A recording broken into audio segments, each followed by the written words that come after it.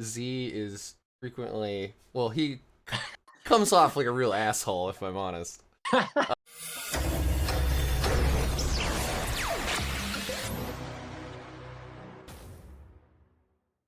Hello, everybody. Rick again from New Hammer with another interview. This Deathwatch again with Z, who some of you from the Discord might know, or Reddit, as DeathwatchSH.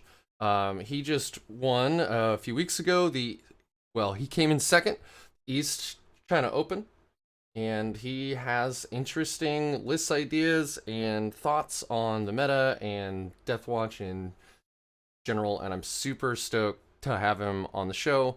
Honestly, you and I have been back and forth on that Discord for months now, and I don't know why I ever thought about not asking you on the show earlier, because it's not like we don't talk at least every few days, but here you are.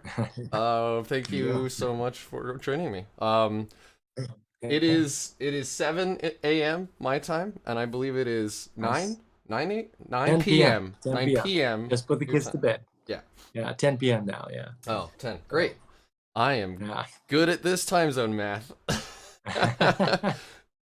Yep. Well, Z, why don't you go ahead and, in the standard tradition of this show now, why don't you tell us a little bit about yourself, how long you've been playing Warhammer, and then why you picked up Deathwatch of all the armies out there, all 17 of them. Geez. All right. Yeah. So I actually started collecting during second edition. That was, I don't remember how old I was, probably like 8 years old. I think, but between second edition and seventh edition, I've probably played only 5 games. My trauma was that it took me an entire day to play 4 turns back then, and I'm pretty sure I got the rules wrong. But I was mostly a collector, and then it just one day it showed up in China. I was walking through the subway station, and bam, there was this gigantic Warhammer advertisement, and it's like 500 meters down, there's a Warhammer shop. And I'm like, what? The Warhammer has arrived in China. And I just had to go in. I think I bought like a Dark Imperium box set, took all the Tyranid stuff, painted up some Ultramarines.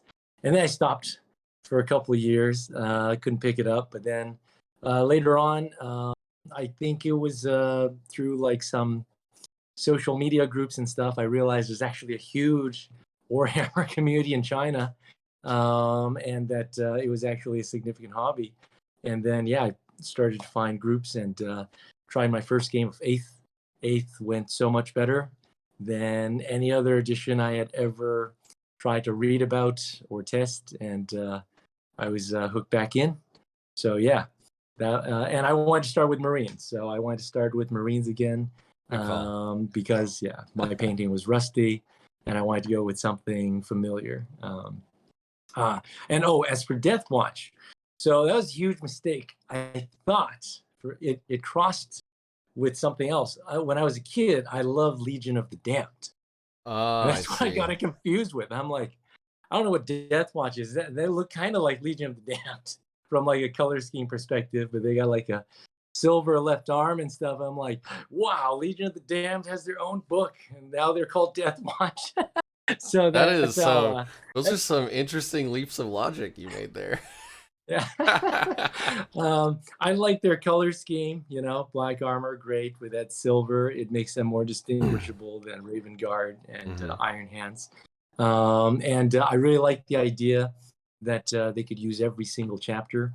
At the beginning, I was also fooled. The guy's like, oh, if you want to be able to use all the chapters, then it's Deathwatch. And then when I collected Deathwatch, I realized actually 70% of the codex is off limits to them. Oh, yeah. Even actually use in 8th edition. In 8th. Yeah. So it's very different now. There's only one kill team. Yeah, there's only one.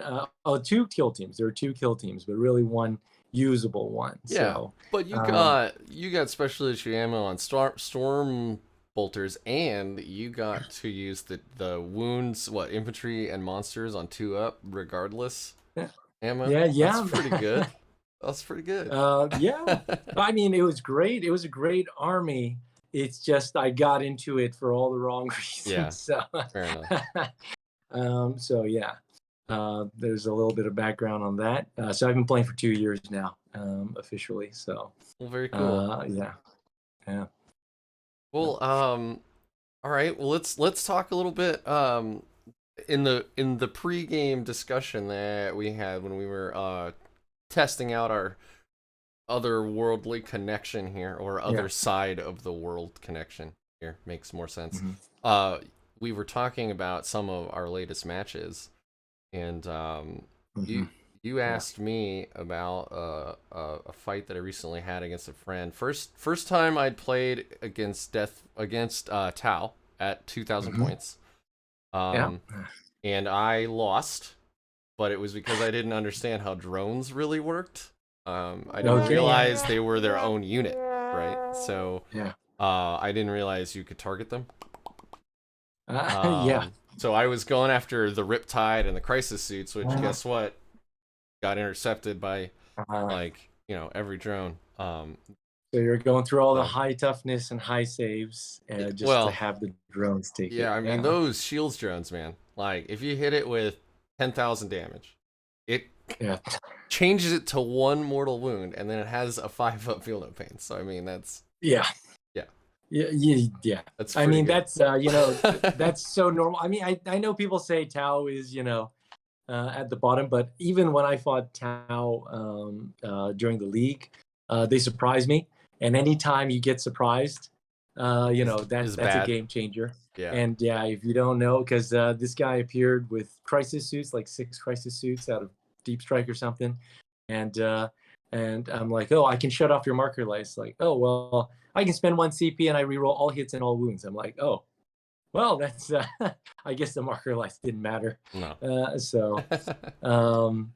But yeah, oh, it was max marker light, something like that. Yeah. Yeah, I mean, like if you didn't know about shield drones, that's a huge thing, and you're just putting all your shots into something inefficient. So, But my opponent was a super nice guy. So I think our game took about 2 hours, 2.5 hours maybe, and then we went and we stood there for another 2 hours, and we went back over basically the entire game and where I should have moved to. He said my deployment was actually pretty good, and I stuck too much stuff in Deep Strike, which I do all the time. I'm like always afraid I'm gonna lose my army turn 1, so I put too much stuff in Deep Strike. But then, so he was very experienced and very nice player, and led me through everything. And we talked about secondaries and stuff that because that's its whole other meta, right? Like there's an entire other game that you play, which is just picking which secondaries you need. Yes. Which is fascinating. But so let's get into one of your latest games. You're in a TTS league, you were telling me right before this, right? Yeah. It was just a small tournament between some pretty good players, and we want to test out all the post FAQ stuff. I've not played any games since the East China Open except on TTS. Right. And it was mostly just for this tournament. So I actually joined the tournament to force myself to test all the lists that I've actually been talking about. So real quick, I just want everybody to know who's listening. TTS is Tabletop Simulator. It's available on Steam. I think the game itself is like $10 or $12. And it's effectively a framework that allows you to import rules from pretty much any board game imaginable, and some folks have done a tremendous amount of work to model maps and armies for Warhammer. So you can actually play online all over the world with anybody at the drop of a hat. I'll add a link to the Discord group for TTS below, so that if you want to get your itch scratched with some Warhammer, you can do it online for like $10. Yeah, and just test an army before you commit to painting and buying $1,000 worth of stuff.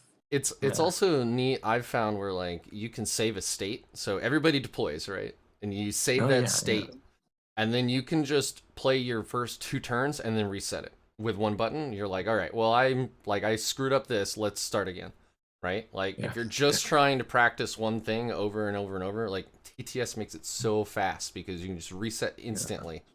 Everything goes back to where it was. Everything's wounds get like reset. Everything is it's great for stuff like that. So So yeah, anyway, I mean, sorry. yeah.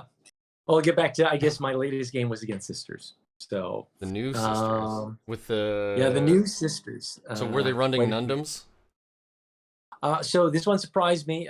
This guy's played Sisters quite a few times, and I've been following up on this guy's list, kind of being talked about and stuff. But when he played against me, apparently the last iteration didn't have any of the things that I thought were staples to the new Sisters. I didn't see any big blobs of Battle Sisters. I did not see Celestine, which I heard was pretty good. Apparently, I did not Celestine's see. pretty good. Yeah, and I didn't see Vol. So Were there any Paragon um, warsuits in the group at all? no, no. Well, I know for us, we do rule that the Paragon does not have that damage immunity from one Well, damage weapons. yeah. I mean, Yeah. for those of you who didn't see the discussion recently, there was somebody in the Deathwatch Discord who was complaining that one of their friends runs their Nundums with that. Mine. So there's a mistake on the datasheet. If you ask me, it's clearly a mistake, and it says that all damage is reduced by 1. It doesn't say to a minimum of 1 after that. So some people are trying to say that means they don't take any damage from 1 damage weapons like a bolter. However, that same fact also says that they're 240 points a model. You gotta take the good with bad. So Yeah. if they want to say that they are reduced, Yeah. when they clearly meant 240 points for a group of 3 for 80 points per model, Yeah. but if they want to say that they don't take 1 damage shots, then I mean, I guess that's a 760 point group of of models, Exactly. then, man. Like, yeah, I think Paragon warsuits are of limited, utility without that, especially against like armies with a ton of damage one. So yeah, there was no big Battle Sister squad, no Celestine, no Val. So those were all things that surprised me about it. It actually went pretty hard on Repentia. There were 3 cool. units of Repentia. So this is 2 more fives. like an early 9th edition list, like pre. So like that, this sounds almost like a pre-FAC army, or sorry, pre-Codex army. So it does. It sounds like it was an 8th edition army in some ways, except it was significantly different. And I think this guy knew I was going to bring the Judiciar, and I think that it really surprised me. It caught me off guard that Repentias have this really cool new ability that completely nullifies Fight Last. In a way, it was still definitely worth bringing, but as long as one of the Repentia is in melee range, and I fight first and I kill them, they all attack. So they've always had fight. They've always had fight on death. They've always had fight on death. I'm pretty sure. Here, let me. But go ahead and I'll look it up. Check it out. I've fought Sister so many times. Maybe they had to pay for it, or we're clearly Sisters players. You can tell. Yeah, I mean, I'm pretty. I feel like that is definitely a new thing because I've never been hit that hard by it. So I thought I was being smart, and I thought I had screened them out well. Only, some of them weren't able to get into engagement range, and I thought, okay, when I kill them, only the ones in engagement range should attack me. And then turns out that's not the case. So I killed 8 Repentias, and then it actually killed off 7 of my Indomitor Kill Team. Yeah. So that was very painful turn 2. So for 2 CP, if there is a sister Repentia nearby, the Repentia,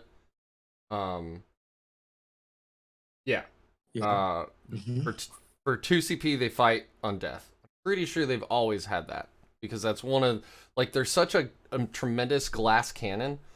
You know, toughness 3, 1 wound, like Yeah. I think they just have their 6-up invul from their I whole don't army. think Like they're so I papery. don't think they had fight on death. The thing that they lost is fight again, right? They were able to fight Huh. twice. Maybe that's it. I thi- Yeah, so I think maybe that's the one you're referring to. So because Yeah. they used to be able to fight twice, so they would kill one thing, then they would pile into something else, and And then kill kill it. that other thing too. Yep. Yeah, of course, yeah, like a 100-point Repentia squad would probably kill like 2 squads of Vanguard veterans. 14 You points a know, model, man. like, 14 yeah, points. I mean, yeah. So they're great. And so they still did tons of work this time. I mean, I was a little bit caught off guard. I wouldn't have been so careless about it. So yeah, that list had 3 Repentia squads. It had a Zephyrim squad, a Seraphim squad. It went with Argent Shroud and Bloody Rose. Well, that's really Um, cool. So Argent, yeah, so Argent. Bloody Rose obviously for all the melee. But Yeah. then hmm Argent Shroud, is it Ebon Chalice that Or gets the all the flamer advanced. stuff? Argent Shroud lets you advance, and you can still shoot your heavy weapon, pistol weapon, whatever it is, as if you did not move. So there's no Hmm. penalty like an assault weapon. No matter what they do, they can always shoot their weapon without any penalty. That's Which, very cool for board control. yeah, which really threw me off because the thing that threw me off more than the Sisters Army was those new GW maps with the gigantic squares, and we were playing on that. And from their base, the Retributors were able to cross the midpoint and get all the way into my square, looking right into my base, and took out my Redemptor on the first turn. So my Did you Redemptor lose Dreadnought first didn't. turn? I lost first turn, and then the Retributors advanced right into me on my side and traded that squad for my Redemptor Dreadnought, which was really good and really threw my game off. Yeah, I'll say. Yeah. Yeah, Dominions were very interesting with their mortal wounds, but AP0 still not really getting through anything. Everybody's on 2+ save, so really aside from the mortal wounds, it wasn't doing anything. So anybody who was in cover was just getting a 2+ save. Not that scared of the Storm Bolters. And then I was testing today for the first time in a long time Proteus, and they Oh, were okay. amazing. Let's Yeah, I so uh, let's leap right into that then. We'll just go right to your list. So, yeah. for those of you who aren't in the Discord where Z is frequently, well, he comes off like a real asshole if I'm honest. Um, I am he's abrasive sometimes. he's very Yeah, blunt, very blunt. yeah.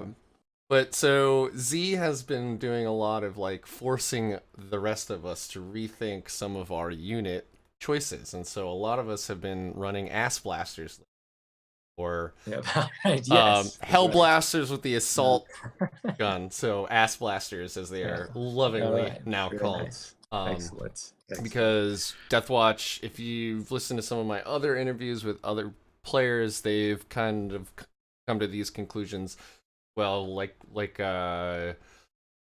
Denise and Nevin, they've all talked about this too. That and this was before they joined the Deathwatch Discord. So other folks have thought this through as well. But let's go ahead and pull up your list. So this is the one that you say is called "Forget About AdMech," Yeah, and this that's right. is Can't do that. basically an evolution on your previous list, which was the Deathwatch Firewall 2.0, which, if you would like to read about, I will include a link in the description down below. Z has a fantastic breakdown from when the Deathwatch supplement hit in 9th, describing exactly how he thinks Deathwatch ought to be played.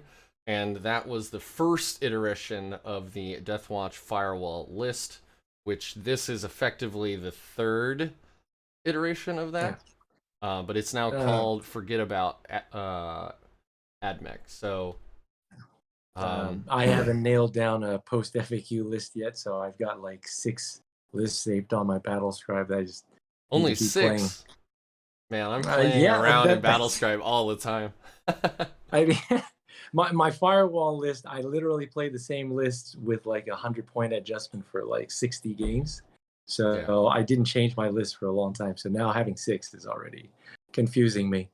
But yeah, like one of the things that I was an asshole for was I pooped on Proteus in my initial posting. I've been getting a lot of flack on Reddit ever since, people downvoting me quite intensely because I mean, just like myself, we've got 15 veteran bikes. We had to rip off all the storm bolters off those precious arms and left-handed storm shields that we've collected over the years. You know, it's you know, yeah. Are you okay, buddy?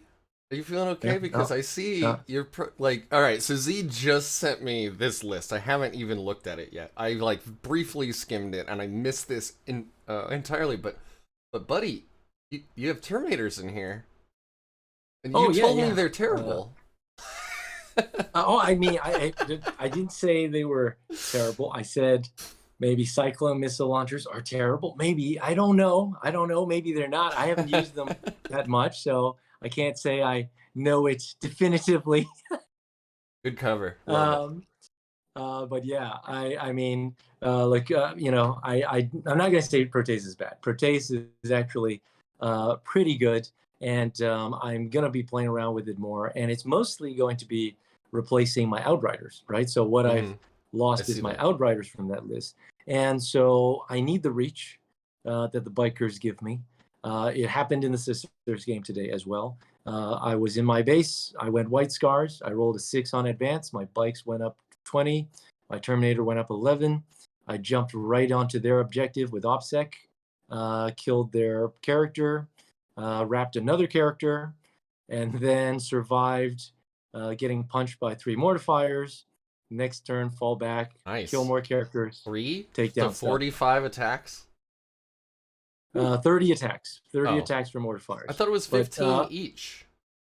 Isn't it like 15 they've each? been reduced. It's been reduced. So yeah, it's been reduced. So I put the feel no pain on them as well. So the 30 attacks came out to do 3 damage in the end. So 1 Terminator died.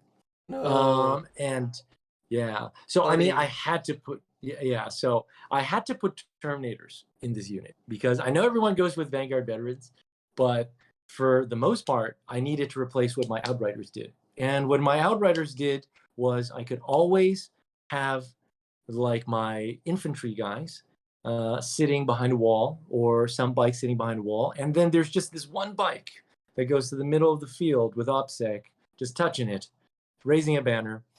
And then that's the only thing that's being exposed, right? And without Transhuman, I needed more wounds, first of all. So, you know, it helps me against 2 damage weapons. It helps if I have feel no pain against 3 damage weapons. And more importantly, it's a 0+ save. It was saving the whole game on 2 ups against anything that was shooting it.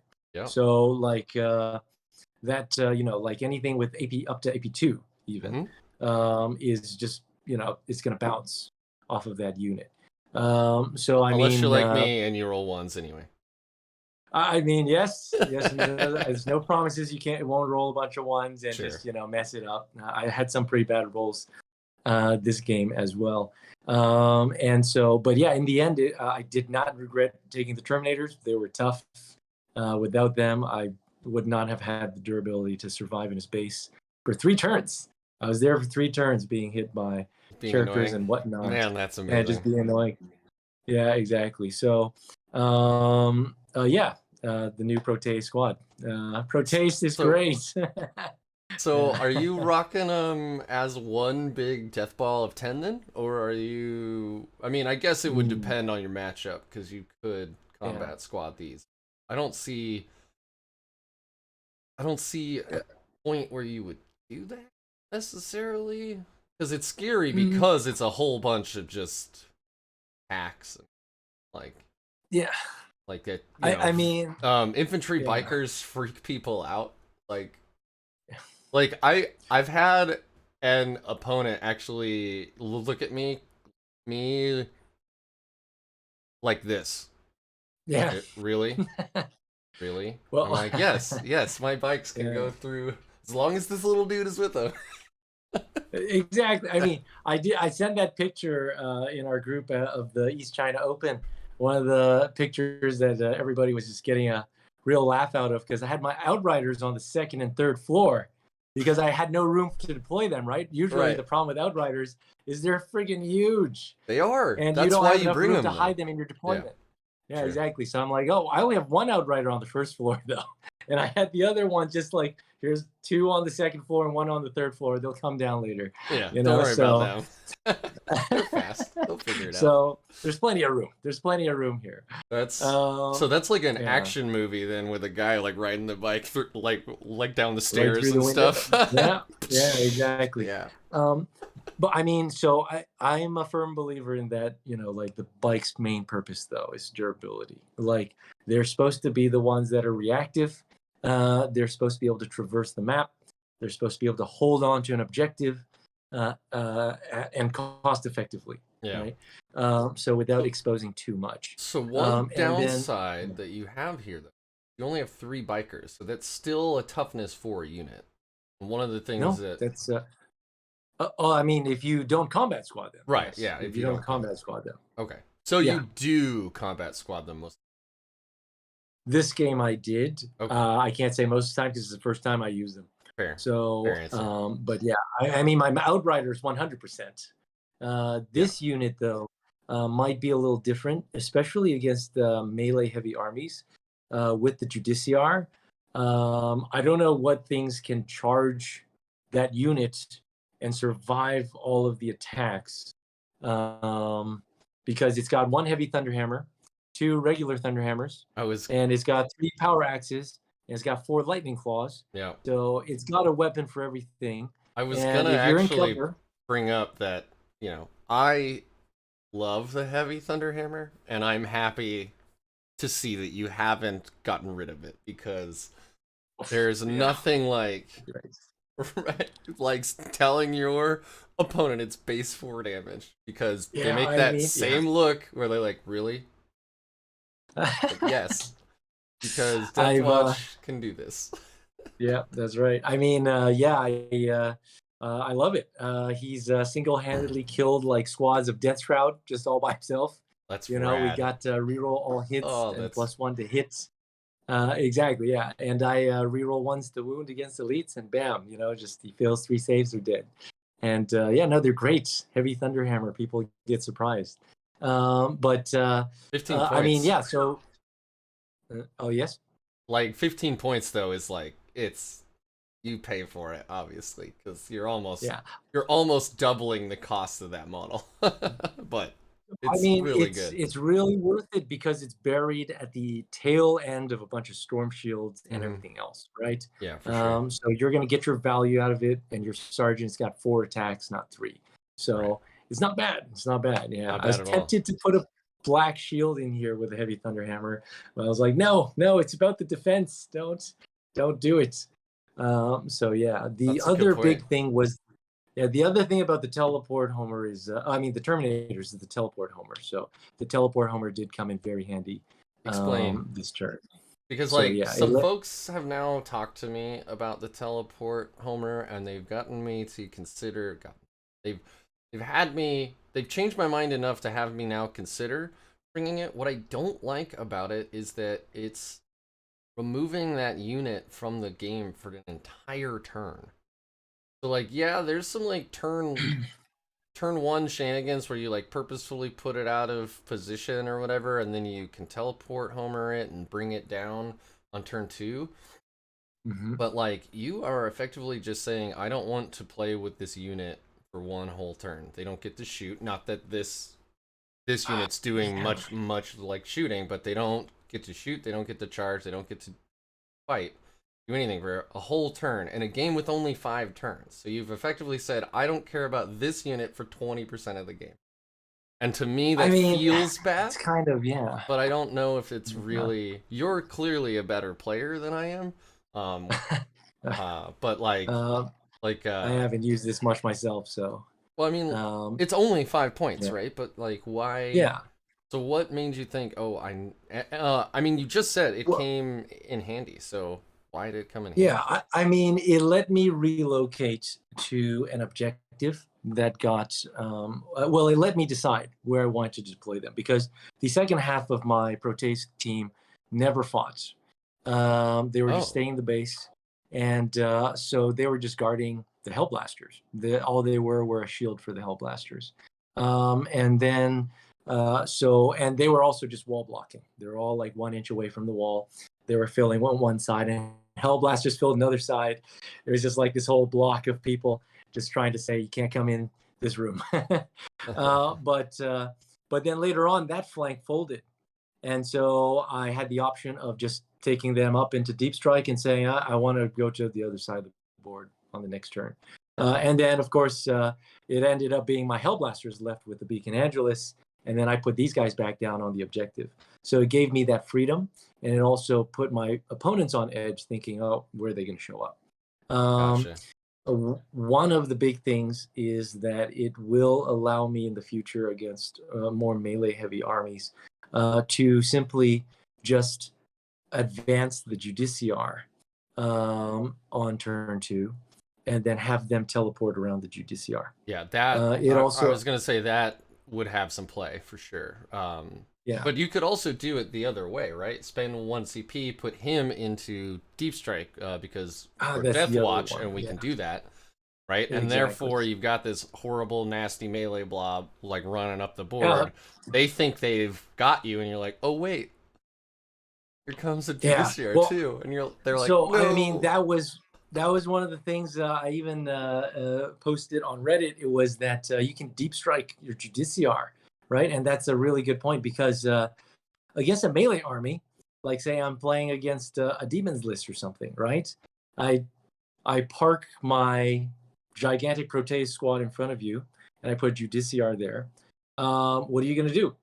The only way through is to charge me, and I'm going to fight first. Yep. So you're going to have to at least charge me with 2 things. And I'm going to pick the most strongest thing to fight last, right? So you're going to have to be really careful there.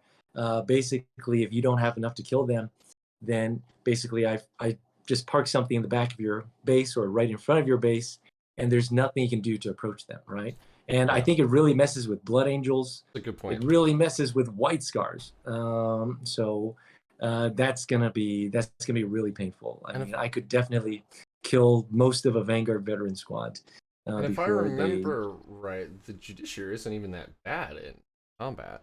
Actually, Oh kind of no, yeah, he was scary. good today. He was good. He was Yeah. good in combat. So He's got 4 attacks, got a plus set. 3 strength, minus 3 AP, base 2 damage, and on a wound roll of 6, he's doing Uh, 1 mortal wound. he's doing my 1 more wound. Yeah. Yeah, So yeah, and that's even though not today the bad. Repentias were kind of messing me up with the fight last thing, he was still worth it because it sucked up 4 CP. First squad of Repentia had to use 2 CP to do it. Second squad of Repentia also charged the Judiciar, and they also had to spend 2 CP. And then he bottomed out his CP, Yeah, and so that's that was big. really important. Yeah, that's huge. I mean, without the Judiciar, he would have had 4 more CP to do whatever else he needed to do, right? So even then, yeah, it sucked them dry for CP. It's not easy to counter the Judiciar. Basically, one side of your board is just safe, Yeah. Yeah. And he has in your list the Paragon of their chapters, Black Templar Oathkeeper. I don't even Oh yeah. remember what that one does. What's Okay. that? So yeah, the Judiciar is unusable without that, right? Is he? I Judiciar. don't remember what that does.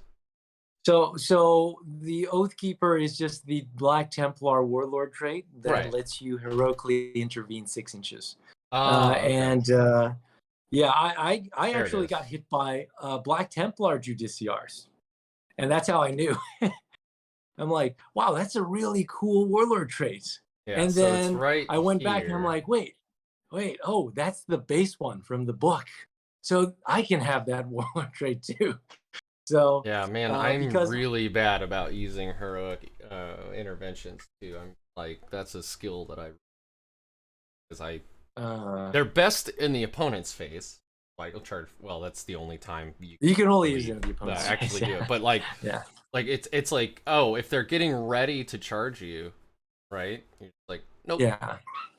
No, I'm in. Yeah, I mean, don't forget about it, because my opponent was like, "Oh, I'm not charging you, so it's your turn." I'm like, "Nope, nope. Wait a minute. I can still heroically intervene." It's yeah. So, I mean, it's something that's really easy to forget. You just go from the charge phase to the fight phase sometimes. So, as a newer player with yeah problems about using this, would you then, so in a normal match, when you would want this 6-inch intervention, would it be like you've brought your Proteus team up real close to the enemy, they don't charge, and then like, why send in this one really crazy unit to maybe kill just a few models, making them fight last, sure, but then like, you've only got your one unit in combat now. I mean, that's yeah.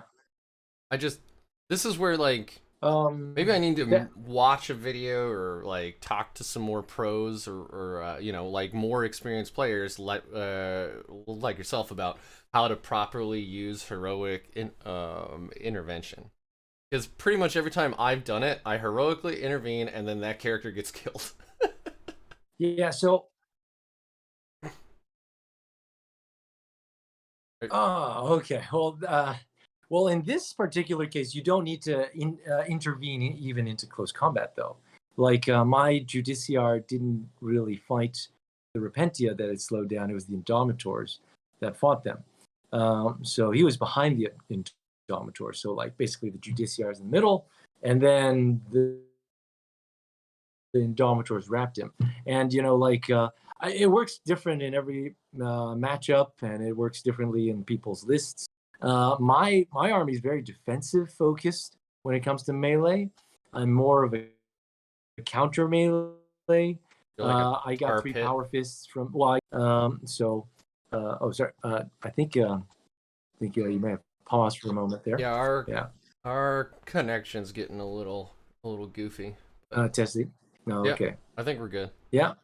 Okay, cool. Yeah. So I mean, so my Indomitors were surrounding it, and it's really for you to hold an objective, right? Because the objectives that are held behind a wall, the danger is you cannot overwatch people who charge you through the wall, and they might be very powerful charging units. So now if, for example, White Scar Vanguard veterans want to charge me, I can prepare myself with Assault Doctrine. They charge my Indomitors, but my Indomitors will fight first. I will have set to defend. I might have Premorphic Resonance, so I'm going to have 12 Power Fists that hit on 2s, re-rolling 1s. I'll have, you know, another 20-something melee attacks hitting on 2s, re-rolling 1s at AP1. And so, and re-rolling all wounds because you're elite. Because I always take Dominatus. But yeah, it's just basically saying, you can't charge me. You can't charge me unless you think you can survive all that attack, right? So it just lets me. Okay. Yeah. See, so this is a teaching moment right here. Heroic intervention, you don't have to end in melee range. Like, you don't have to end in engagement range. You just have to end closer to the closest enemy model. Oh yeah. That's the part closer. I missed. That's the part I honestly until now have never understood. So that's where you can still heroically intervene in behind, like you're in Indomitor team. They're getting ready to charge now. Oh God, I forgot that guy can heroically intervene 6 inches, and if we charge now, we will definitely be within 3 inches of that of him, and he will make us fight last. I got you. Yeah, exactly. Okay. Yeah. So there you go. Well, so there you go. So yeah, there you go. All right. So yeah, this is an Ivar approved teaching moment. Well, I mean, on that note, If you do heroically intervene, though, the enemies can attack you. Yes. So even if you don't heroically intervene into melee distance, this is just an additional thing on heroic intervention. So, like, say you only moved your Judiciar 1 inch forward, but it's not in engagement range. Well, now any unit, even if they didn't charge you, they can still attack you. So that means if those Repentias pile in and they get within engagement range of the Judiciar, now it is an eligible target. Yeah. Right. We were talking about how we should do some melee tips. Oh yeah, so please. Really important melee tip. Shut Melee off tip. heroic intervention. Shut it off. Just turn it off. And there's an easy way to do that. You charge all the heroes. So like today, there were 3 characters in the Sisters base. I couldn't get out of heroic intervention range. But I didn't want them to heroically intervene because then they will tap me and then they will stop my movement and wrapping of them. So you charge both the characters, even though you want to kill one. This is really important with bike bases. You get the bike base to be within an inch of both of them, and then they can no longer heroically intervene. Then when you pile in and consolidate, you just twist your base, and then you are out of engagement range of the other character, and that character cannot attack because you are not in engagement range anymore. So that's how you stop Space Wolves. Space Wolves can heroically intervene. Tip motherfucking stuff right here. Love it. So, yeah, I mean, if you want to stop Space Wolf heroic intervention, you charge them and then you pile in away from them, and then they cannot heroically intervene you. Very cool. Right? So, more Ivar approved tips right here. Yeah.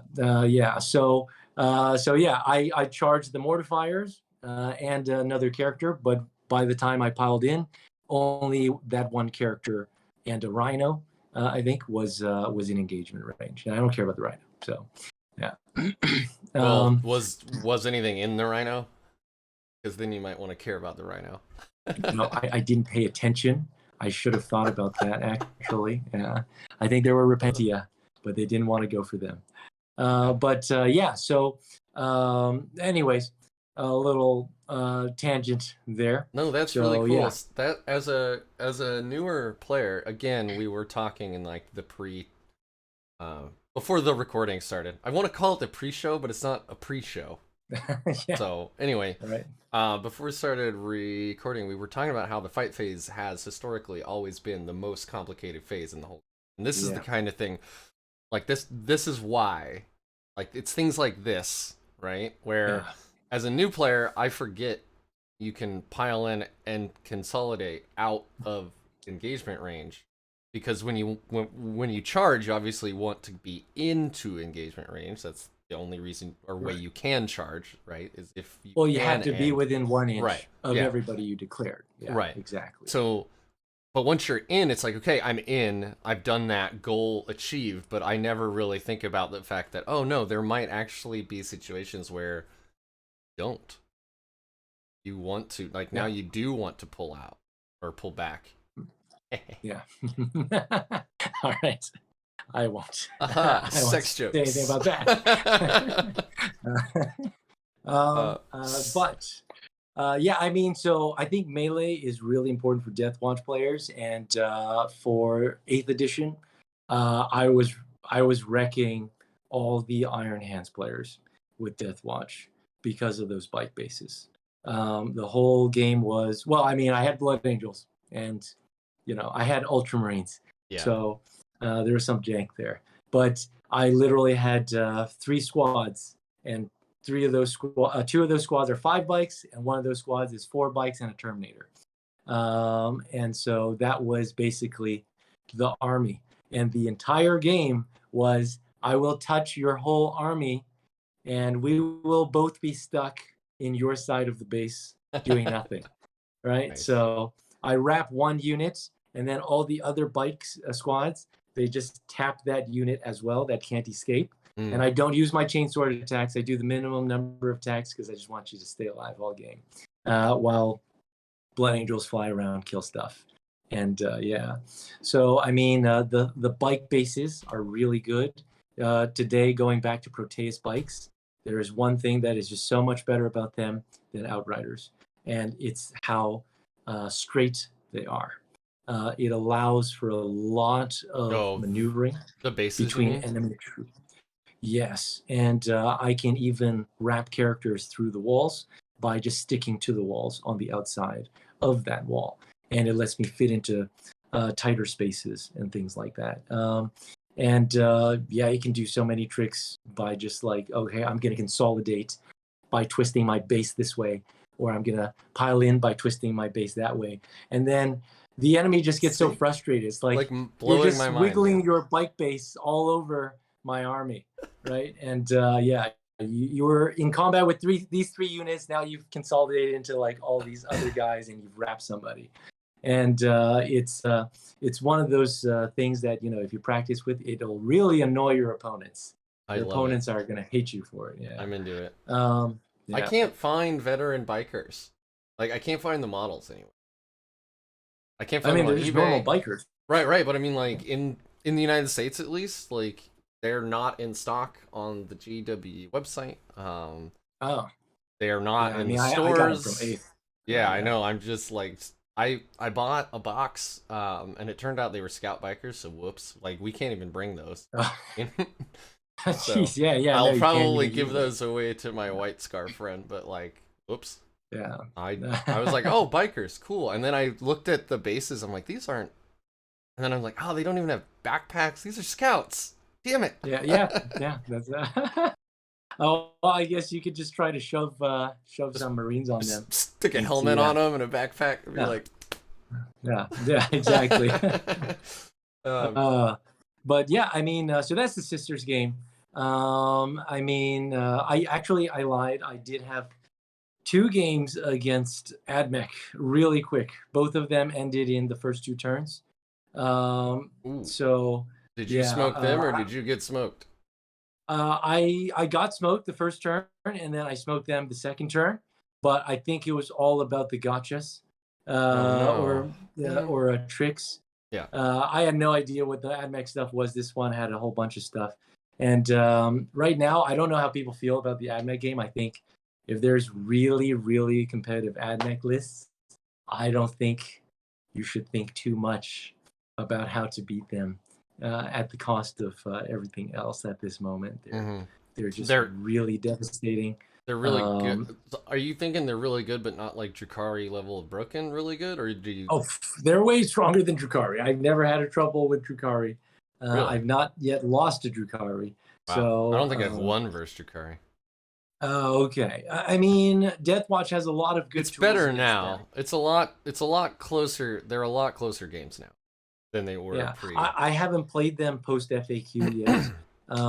So I imagine, they're even weaker than they were, because the racks were just the most annoying part of it, actually. The liquefier racks out of inside the raiders. Yeah. They were just destroying like 3 times their points on one flank, and I was getting really pissed off. But yeah, and but anyways, but yeah, like compared to them, for us, it's much harder because well, for my list, I'm counter melee, so I'm okay with screening out melee units. But AdMech, a Vanguard squad is essentially a kill team. It's got more firepower than a kill team. It's going to have 80 shots at 5-2-1. It's going to be able to ignore cover, just like us. And that's just, there's enough shots in there to kill, do 20 wounds to a Plague Burst Crawler. So they could easily kill 2 Contemptor Dreadnoughts with 1 salvo. Is this the same unit that can, like, with radium weapons, they can just automatically wound on hits of 4? No, the radium is a poison weapon. They don't usually bring that one. They bring the I don't know if it's the Ranger or the Vanguard, but it's the gun that's heavy 2, 30-inch, 411, and then they can boost that up. So basically, they can kill 2 Redemptor Dreadnoughts with 1 squad, or they don't use the stratagem, and they could kill 1 Redemptor Dreadnought with just some base troops, right? So Contemptor Dreadnought, yeah. So yeah, I mean, so even the second game where I won, they teleported in and killed 9 Indomitors with 5 upfield, no pain, just with their 165 man points unit, right? So no other army can do that to me. You know, like every other army that shoots multi-meltas, plasmas. I've been shot by Dark Angels with the weapons of the Dark Age. Doesn't do nearly as much damage as this, and they can teleport, so I can't even get away from them. It's the only thing that won me that game was the fact that they could only teleport once, and using my beacon, I basically saw where they were deploying all their characters, and then I went to the other side of the board, and then tried to kill off all of their Scutari. And then once they use the teleporter, they lose the character because the character has to go with the squad.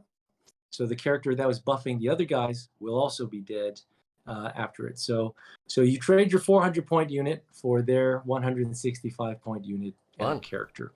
But it does give you control, I guess. So yeah, I don't know. So was this a unit I of haven't 20 solved then? yet. Huh? Was this It's a unit of 20. Yeah. Unit of 20. Okay. Yeah, they're much tougher than you. They got Ignore AP 1/2. They got Transhuman, and they've got like a 2-up save or something. So yeah. But anyways, yeah. So I mean, I haven't solved AdMech. So if anybody has, I'd love to look at their lists and yeah, take something from there. That's not even like Lucius, right? Which Forge World that was that? Lucius. Yeah, that okay. was Lucius. Yeah. So Only they have Lucius like has all those defensives. Yeah, and they've got like they can put like cover on a unit, which I think you ignore with nowhere to hide. One unit's cover. Yeah. But then there's like they get a +1 armor save against 1 damage weapons. 1 damage weapons. Yeah. So like all your flamers from the aggressors are all get there. Well, yeah, so they've got 2-ups against it. Yeah. So yeah, I mean it's tough. You'd have to have like really specialized weapons. Sadly, the best weapon against them is Inceptors. Yeah, which are 60 points really a model now. Yeah. 60 points a model. It's not the but yeah. Anyways, I'm not gonna cry about AdMech. I'm sure someone's gonna figure it out, and hopefully they come on your podcast and tell us all about it. Maybe it's the Corvus. I don't know. Lots of blast on the Corvus. Lots of assault cannons and hurricane bolters, ignoring cover. The what is it? The Black Star rockets are blast. Like buddy, you could mess up some Scutari with them. Maybe, yeah. But that was my recent game, and I don't have too much post FAQ XP. I had one other game against Blood Angels, but as we've recently seen, Blood Angels is at the bottom of the meta at the moment with like a 29% win rate.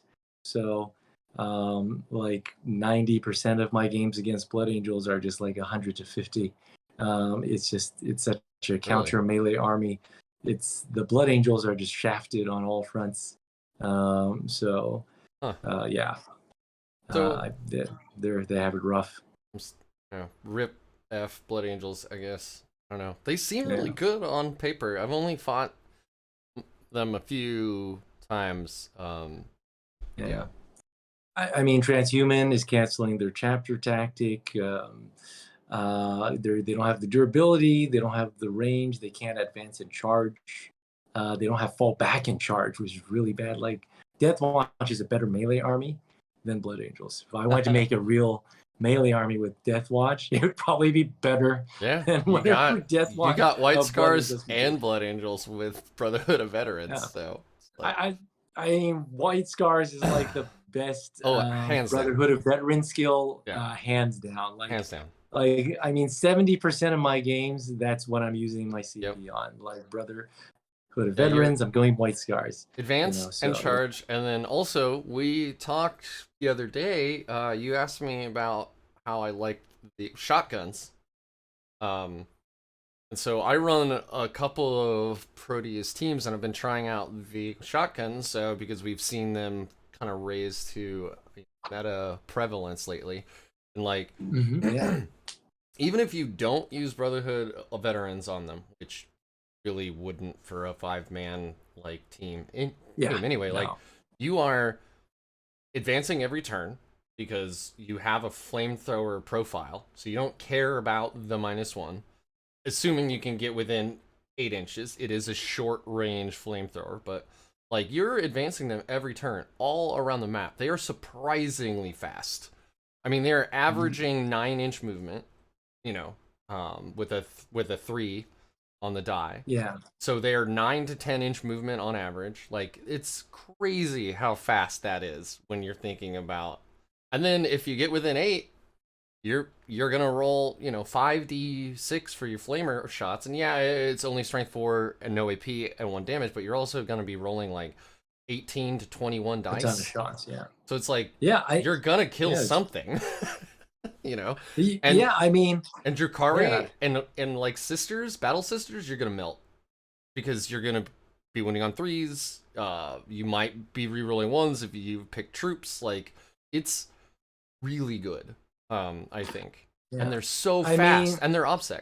So like, move them around the board, move block. Like, I had a really good move. I was very proud of myself. Nice. I put 5 shotgun guys in a bowl around screening, charge screening for my Hellblasters, and I fought my Drukhari friend. He's like, well, I don't want to charge any of my melee into those because they're flamers. And I'm like, no, please do, because your 5 incubi aren't going to make it through Overwatch. They're just not. Yeah. Like, the math is real bad for you. And so he eventually ended up throwing away some witches so he could get in his incubi on and kill them on that turn, and then so we traded basically. I mean, I like the shotgun profile. I think it's one, I don't have it modeled. It's one of those things that I kind of just like threw into the bid spin in 8th, and is like, they're so terrible in 8th, along with many other things. I mean, the only thing I had were storm bolters, but now I've magnetized everything, and I think shotgun is one of the things I did not magnetize. I think another thing is, I didn't really read the battle magnetize Deathwatch. Yeah, Always magnetize Deathwatch. Like, there is no reason. We have too many weapons options. So unless you want to own 400 veterans, paint them all. I got 11. I got 11 to 12 options for each arm on my veterans. That's what I'm saying. And the shotguns are just like one of the only thing that's missing, right? Yeah. Yeah. And that and grav pistols and other stuff. It's just, I had to stop somewhere. Sure. And I guess I stopped at the shotgun. But that's fair. Because in 8th it was all about that Stormbolter. So yeah. I mean, and if that special issue area still was there and it still worked for Stormbolters, it would still probably be about the Storm, right? Yeah. Like, if they bring back Stormbolter special issue ammo in the next book, I'm gonna be so pissed. Oh man. But so the other thing I didn't understand about the list that use shotguns is that I haven't really, like, I've been asking other people on Reddit to put on their battle reports, like because I want to know what secondaries they go for, and I think that's like one of the things that is like really important, that a lot of people compare the units. I get a lot of people asking about why do you take this unit when for cost you can get more of that, and but it's usually something about the secondary. Like While We Stand, or it's now to the last. Yeah. And I mean, I still take that 100%. I'll lose half of my Proteus squad, I still got 13 points. That's a really good secondary. Yeah. So you won't take 2 points away. So your 3 kill teams are your to the last targets, and that's a lot to kill. That's a horrendous amount. That's a lot to burn through. Oh, you added the Malleus onto the Fortis.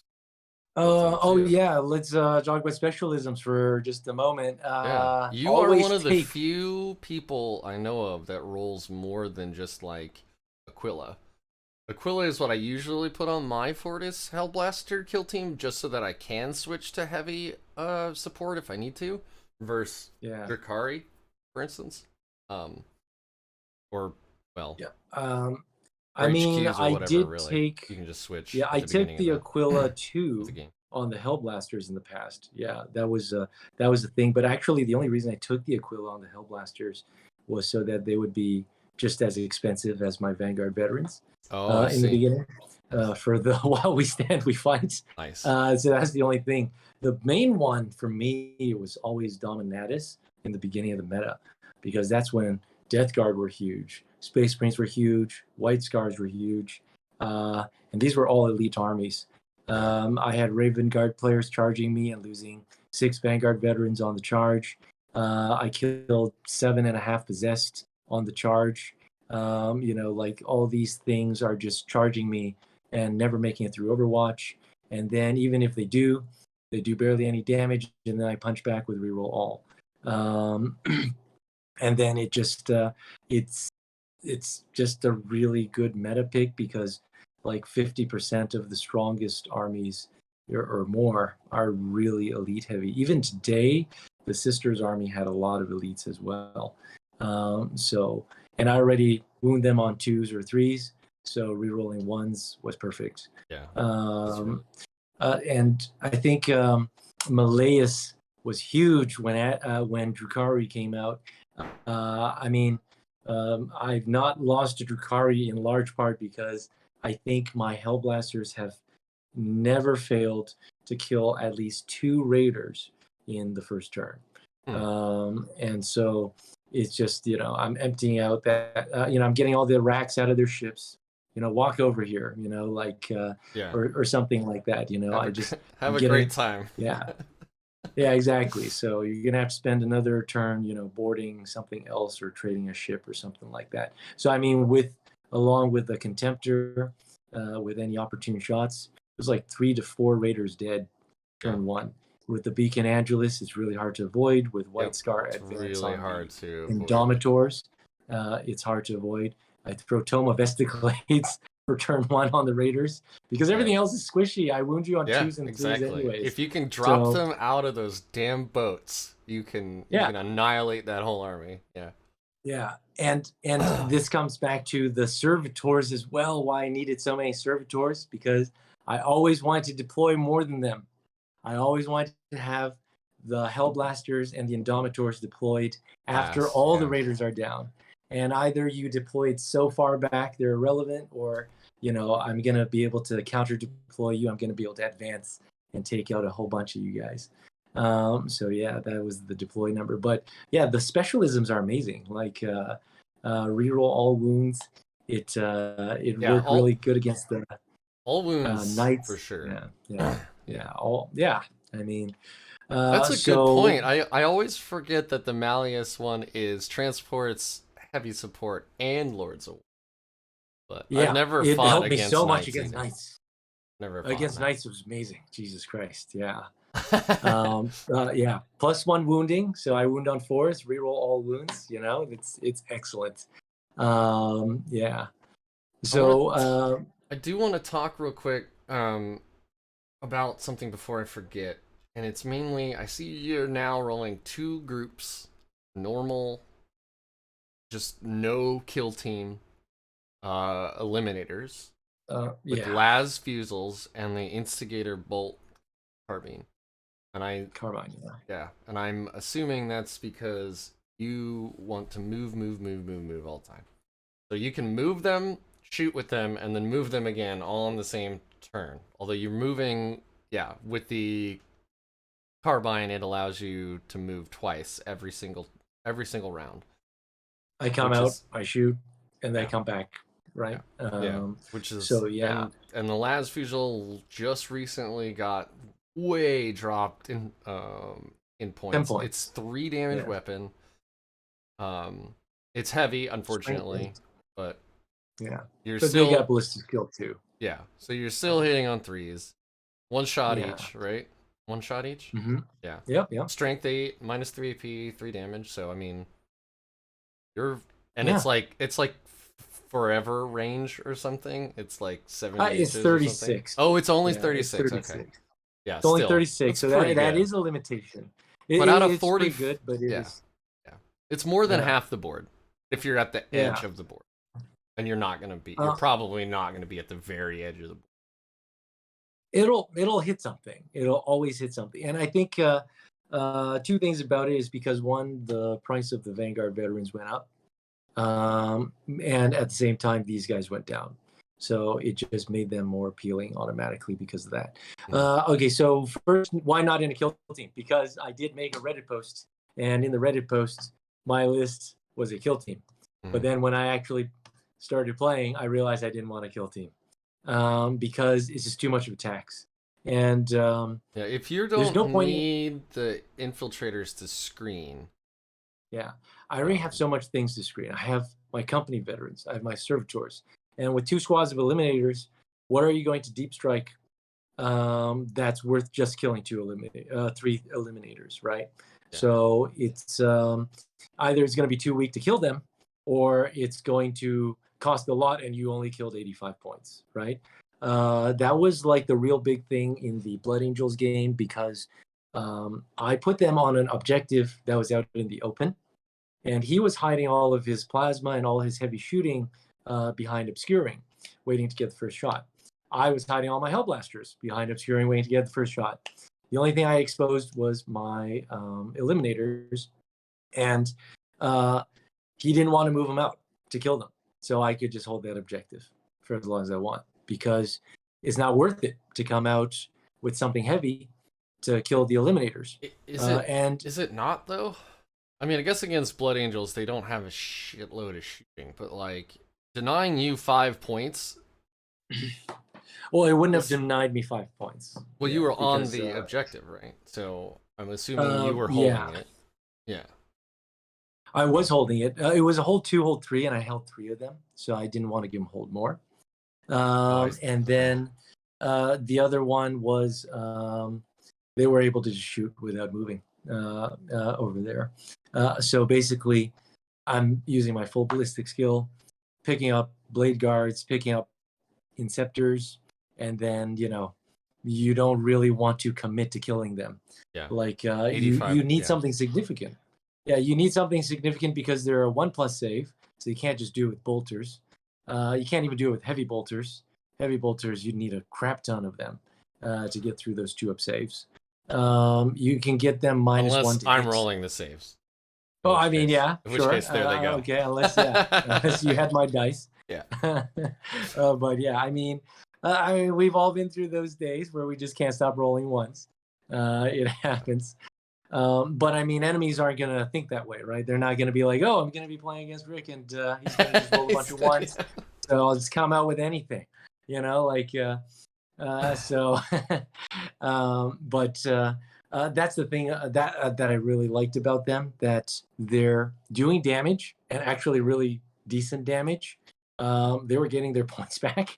And then people don't want to focus on them. They don't want to charge them. They don't want to throw a ton of heavy firepower at them when it means whatever shot them is going to get shot by the Hellblasters in return right afterwards. Okay. So I see what you mean now. So yeah. Because I would, it's different, but like when I'm playing Grey Knights, right? I have Astral Aim, usually on one of my like Purgation squads. And if there isn't a really good target, I will just shoot you. Because that is denying you probably denying you at least 5 points. And if it's an objective and hold more, like that's potentially 10 points that I'm denying you. And so like that is completely worth me blasting 3 eliminators off of, to me, that seems worth it. So the situation is more like in that scenario, both sides of the deployment have one open objective. And the thing about one open objective is you have to throw something at the enemy as a sacrifice. And so, like servitors, yes. But servitors can get killed by just bolters. And you can even kill 3 of them and they'll fill a morale on a 4-up. They're real easy to lose to morale. Exactly, right. So they'll quit on you real quick. But the eliminators, It's just they didn't want to shoot them off. So that means I didn't have to send another unit there that I expect to die. And because by the end of the game, you start running out of these units, right? I Yeah. want to hold that objective because I don't want at the beginning of your objective for you to have hold more, right? And you don't want me to do the same. So you throw something onto that objective that I will shoot off. And then I will throw something onto this objective that you will shoot off, and the game goes like that. Yeah. But with Eliminators, it gives me something that it's like, oh, well, you better have something real to shoot at me. Because, yeah, this ain't going to just come off from like a few heavy bolters or some long range guns. Two wounds with a 3-up base, +1 for cover, +1 from their cloak. Yeah. So it's a 1-up save. You can throw smoke on them. So yeah. Oh, that's right. You can throw smoke on them too. Yeah, exactly. Yeah. 1 CP. That's just to annoy your opponent. That's worth it. Yeah. I mean, you did come out with your plasma, right? Well, I'm gonna throw transhuman and smoke. So you're hitting on 4s, you're wounding on 4s, and yeah. So even then, your chance of actually killing the whole unit is actually quite low. Yeah. By turn 3, enemies might be in assault doctrine, so it's actually a 4-up save against plasma. So it's so you got 3 4-up gates you got to get through to just kill 3 dudes. And so it actually happened at the end. At the end of the Blood Angel game, I didn't want him the plasma to shoot my Indomitors, so I moved them forward of my Indomitors with the double move. And then they were the only targets for the 4 plasma inceptors. I overwatched one to death. I Auspex scanned. I actually Auspex scanned one to death with the Eliminators. I was like, I have too much CP. I'm gonna Auspex scan you. Nobody playing Deathwatch ever says I have too much CP. Was the game going that well for you that you're like, It's Blood Angels. It's like You're like, So, but then the 3 plasma inceptors could not finish off the 3 Eliminators. So yeah. It's, I mean, you're as you know, running your plasma in inceptors, you really want. It feels good when you're like, oh, there are 6 models in that unit. Well, I guess I get all of my shots now. That feels really good. And the Eliminators having 3 models in it isn't even close to that. Exactly. So I mean, that was really good. Low shot count, a lot of miss. So but secondaries, we completely went past that one, because I think that's the one thing that we should definitely talk about. Like, what secondaries do you usually take? All right. Are you asking me specifically? I'm asking you. Yeah. So, I typically, if I'm fighting against Xenos, it's definitely Suffer Not the Alien, because I want to be killing stuff anyway. Against it's amazing. Drukhari, they have like 18, 20 units at any time, right? So you can get a good 10 to 12 points, no problem. And then I usually do Rod or Retrieve Octavius data, which is the new Scramblers, and then I usually do Engage. Those last Octavius data, wow. Yeah, those last 2, I've been thinking about changing. Engage is, when I was talking to Jason Snagowski, who's also had some pretty good placings as Deathwatch at really big tournaments. He was saying Engage is kind of like a no-brainer, because you want to be getting as many objectives as you can anyway.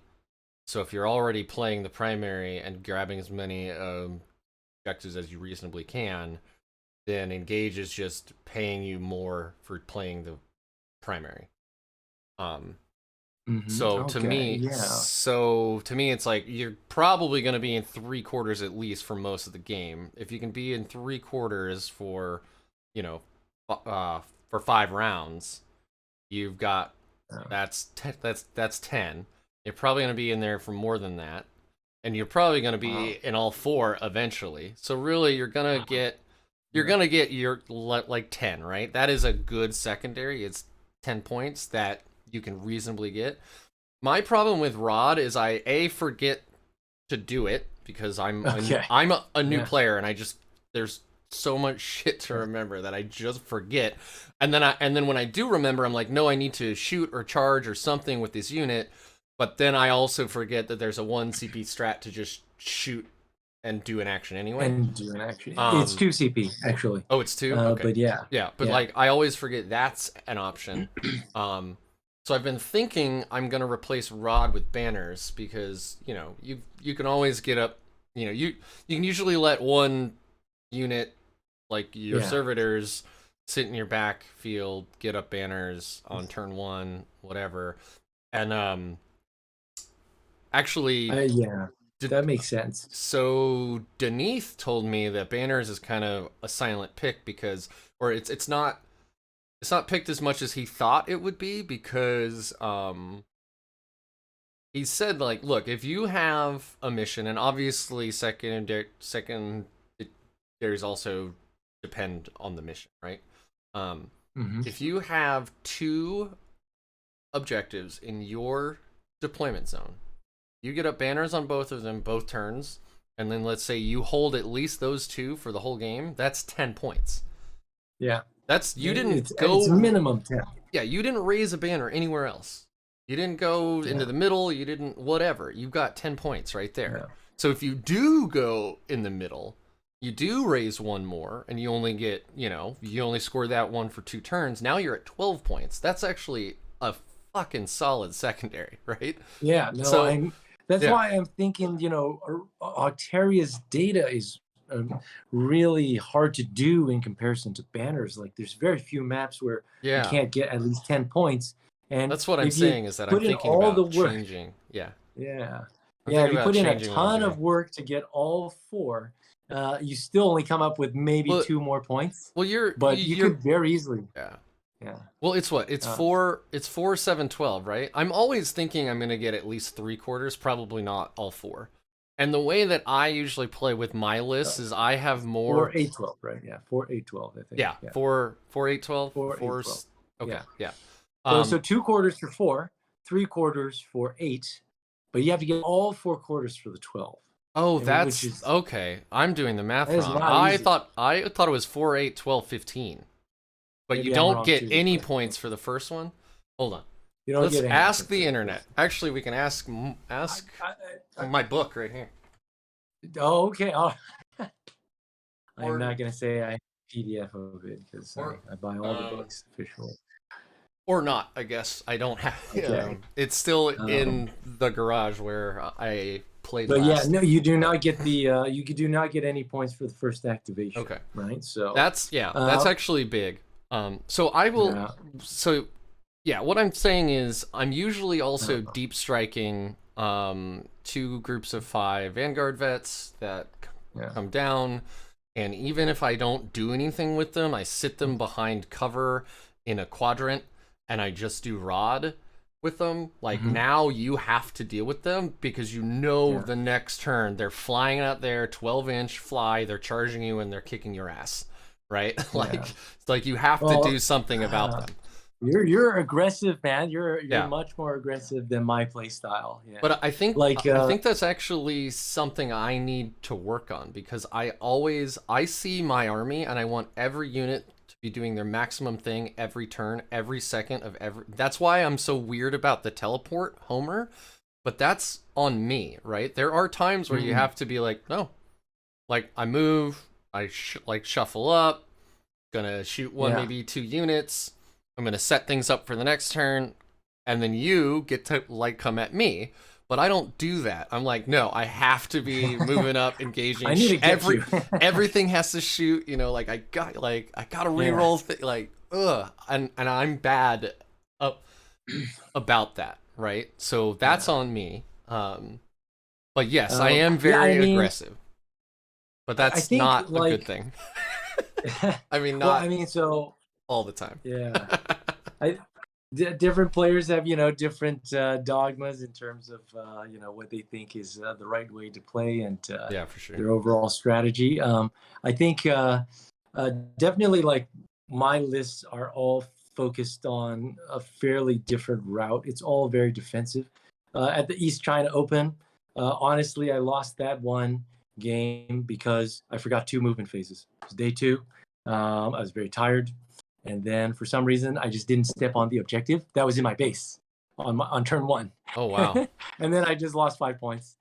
And then on the last turn, I was like, I'm going to charge the guys in your base. I'm going to take that, and then I would get 5 points. So if I actually played correctly, I would have not had a single game where I was under 90 points, because I lost that game with 89 points. And I could have won that game with like 99 points. So if I didn't miss 2 movement phases. That's solid, and man. I think, Solid. and I think, yeah, it's literally just 2 movement phases I forgot. And the thing is about that is I think Deathwatch is one of the best armies for scoring secondaries, just because their secondaries are scored by just sitting at home. You get 10 points for banners. By the end of the game, you should expect against most armies that you have destroyed them, and that you can probably get a few more banner points by the end. A lot of times I get 2 banners, and then by turn 3 I get 1 more. By the last turn I can raise 5 banners, and then I just max it out. So it's if you stay at home, the enemy gets really antsy. They know your while we stand we fight is just sitting there waiting to accumulate 15 points. They know your banners are getting 10 points, and then if you get 1 more thing that's worth like 5 points, then you've already got 30 primaries. So unless the enemy has something equally as good just from sitting in their base and shooting you, Dark Angels. then it's Dark Angels. Dark Angels don't have to do shit, and they still get 90 points. Yeah. Okay, that's a different one. That's not That's entirely a different one. true. Not anymore. They got thankfully there one secondary where they're like, oh no, I moved 12 inches by I moved a bike like back. Right. If I move him forward an inch and back an inch and forward an inch, 12 inches total.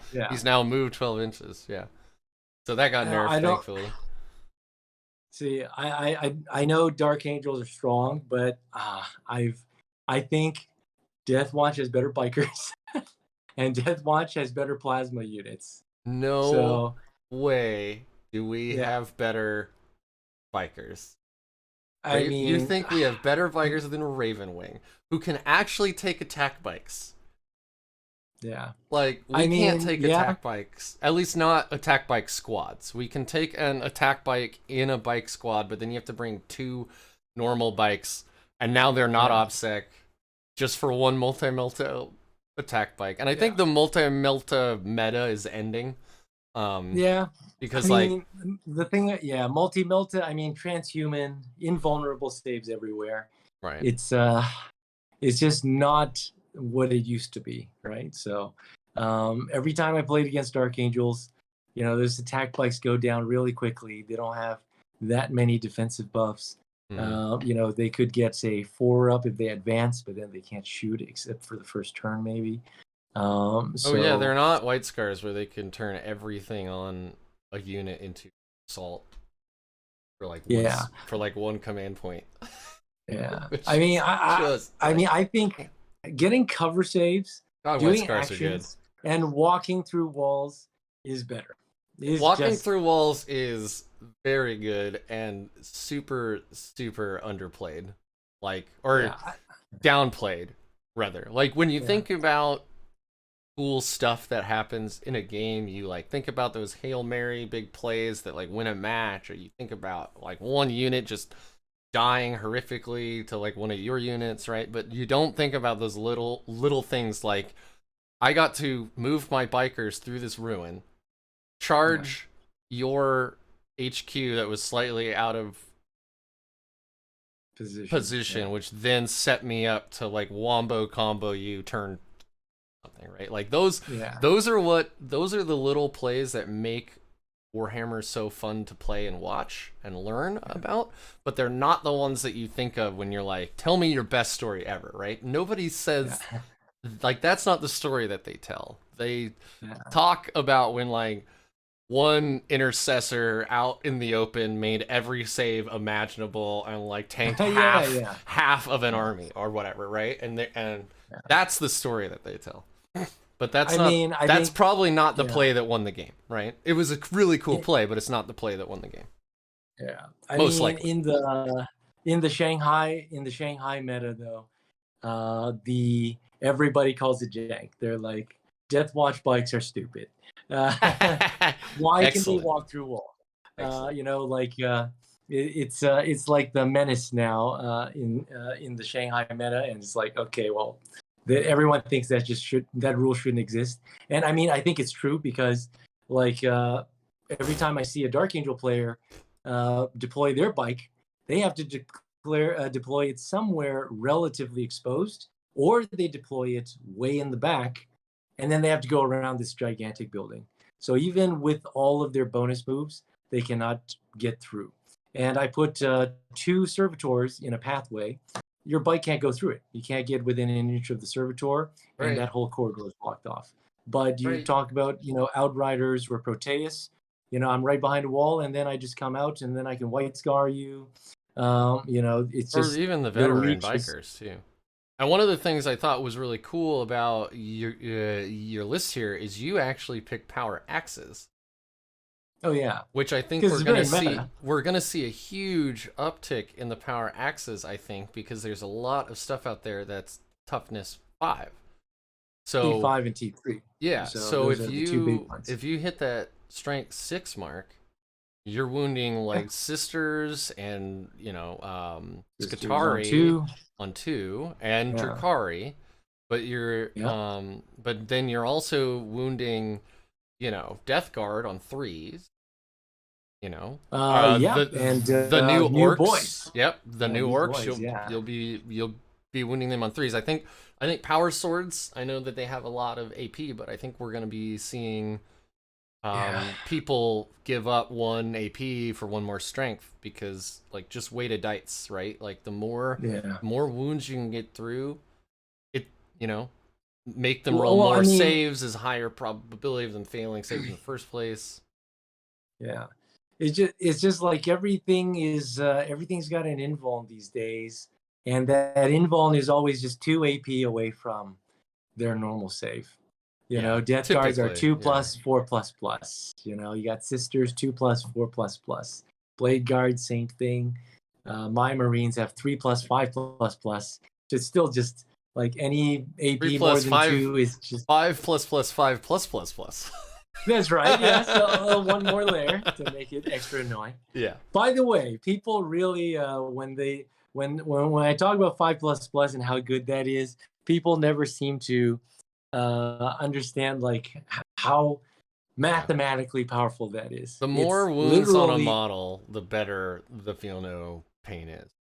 Yeah. Well, the thing is, it technically is a 50% boost to your HP. So you are actually increasing your 30 wound unit into a 45 wound unit. And so that is a massive difference. And it multiplies how effective your apothecary is and all this other stuff, right? Because, you save 1/3 of the wounds, but the 1/3 of the wounds also gets to make another save. So that's why it actually ends up mathematically being about 50% more. So you're not 33% tougher. You're 50% tougher.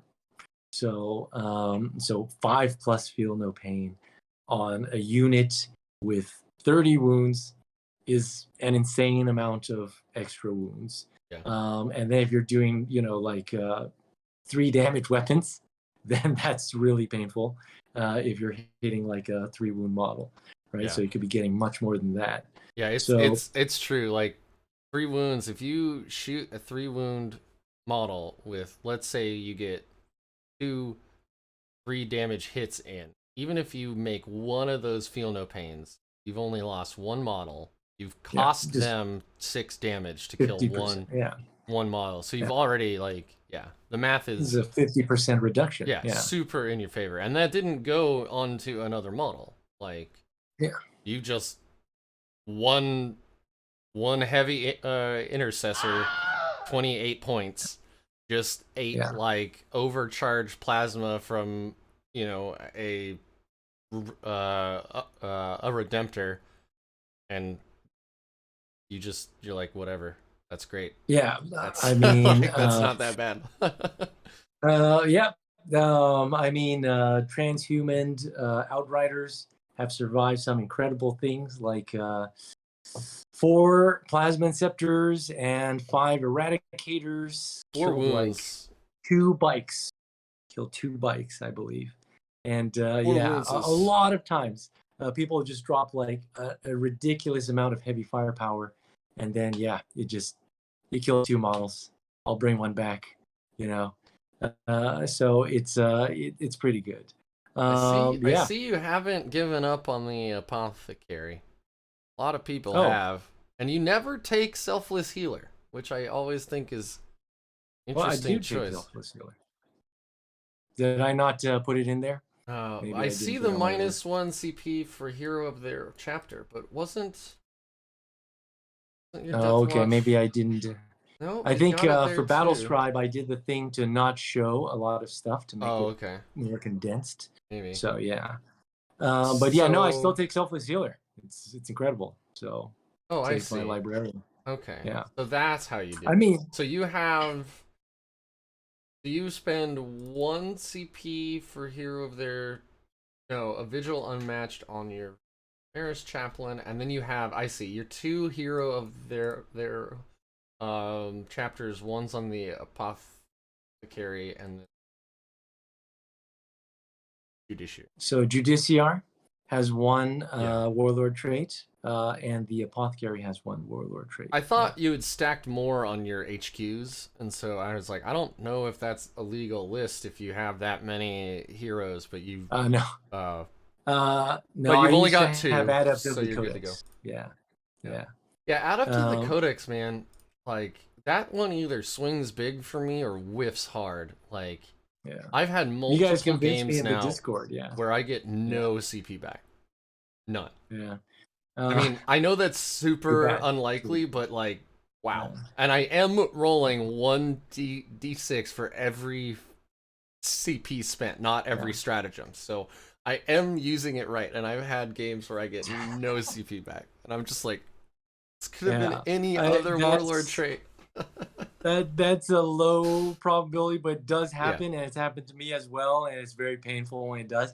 And I mean, I think it was I was influenced more into taking the Judiciar after you guys were talking about it in the Discord as well, where It's Adept good. Codex is swingy, and sometimes it just doesn't happen. I'm like, yeah, I remember those times too, and it's like, you know what? Let's just take something that will always be useful, like Fight Last on a Judiciar, right? So it kind of pushed me in that direction more.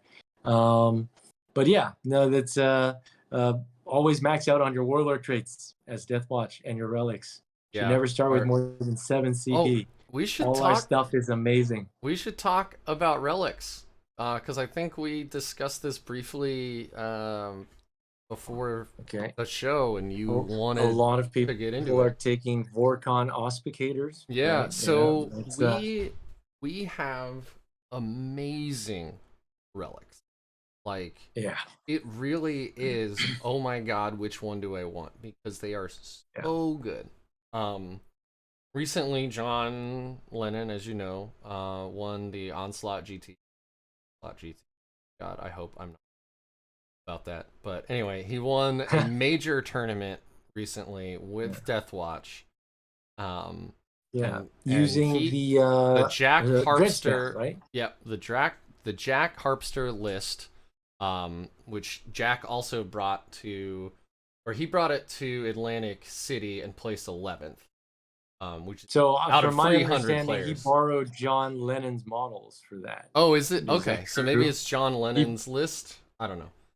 yeah, I think he borrowed his stuff, and they Oh, basically used the same models for both tournaments. right. But yeah, after the nerf, they had to just Yeah. get rid of a few lightning claws. But yeah, Yeah, so so I mean, yeah, that's a really good list, and it had Vorkon Auspicator that's what and I was Tome of gonna. Esticlates. Yeah, I mean, the tome is absolutely ridiculous. Like It's bonkers. it's So no Seal of Oath or whatever.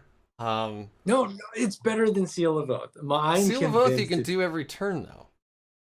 now Tome, a Seal of Oath has its own problems. Now it's good against Deathwatch, but you have to pick it at the beginning of a game. And if everything is equal, they'll just hide the one that you declared it against. oh, I It's see. but Tome of Estaclades is way better because it's Yeah. reactive. And Yes. also you can It's use it on multiple units because of the data sheet. yes. Um, That is for like example, Raider.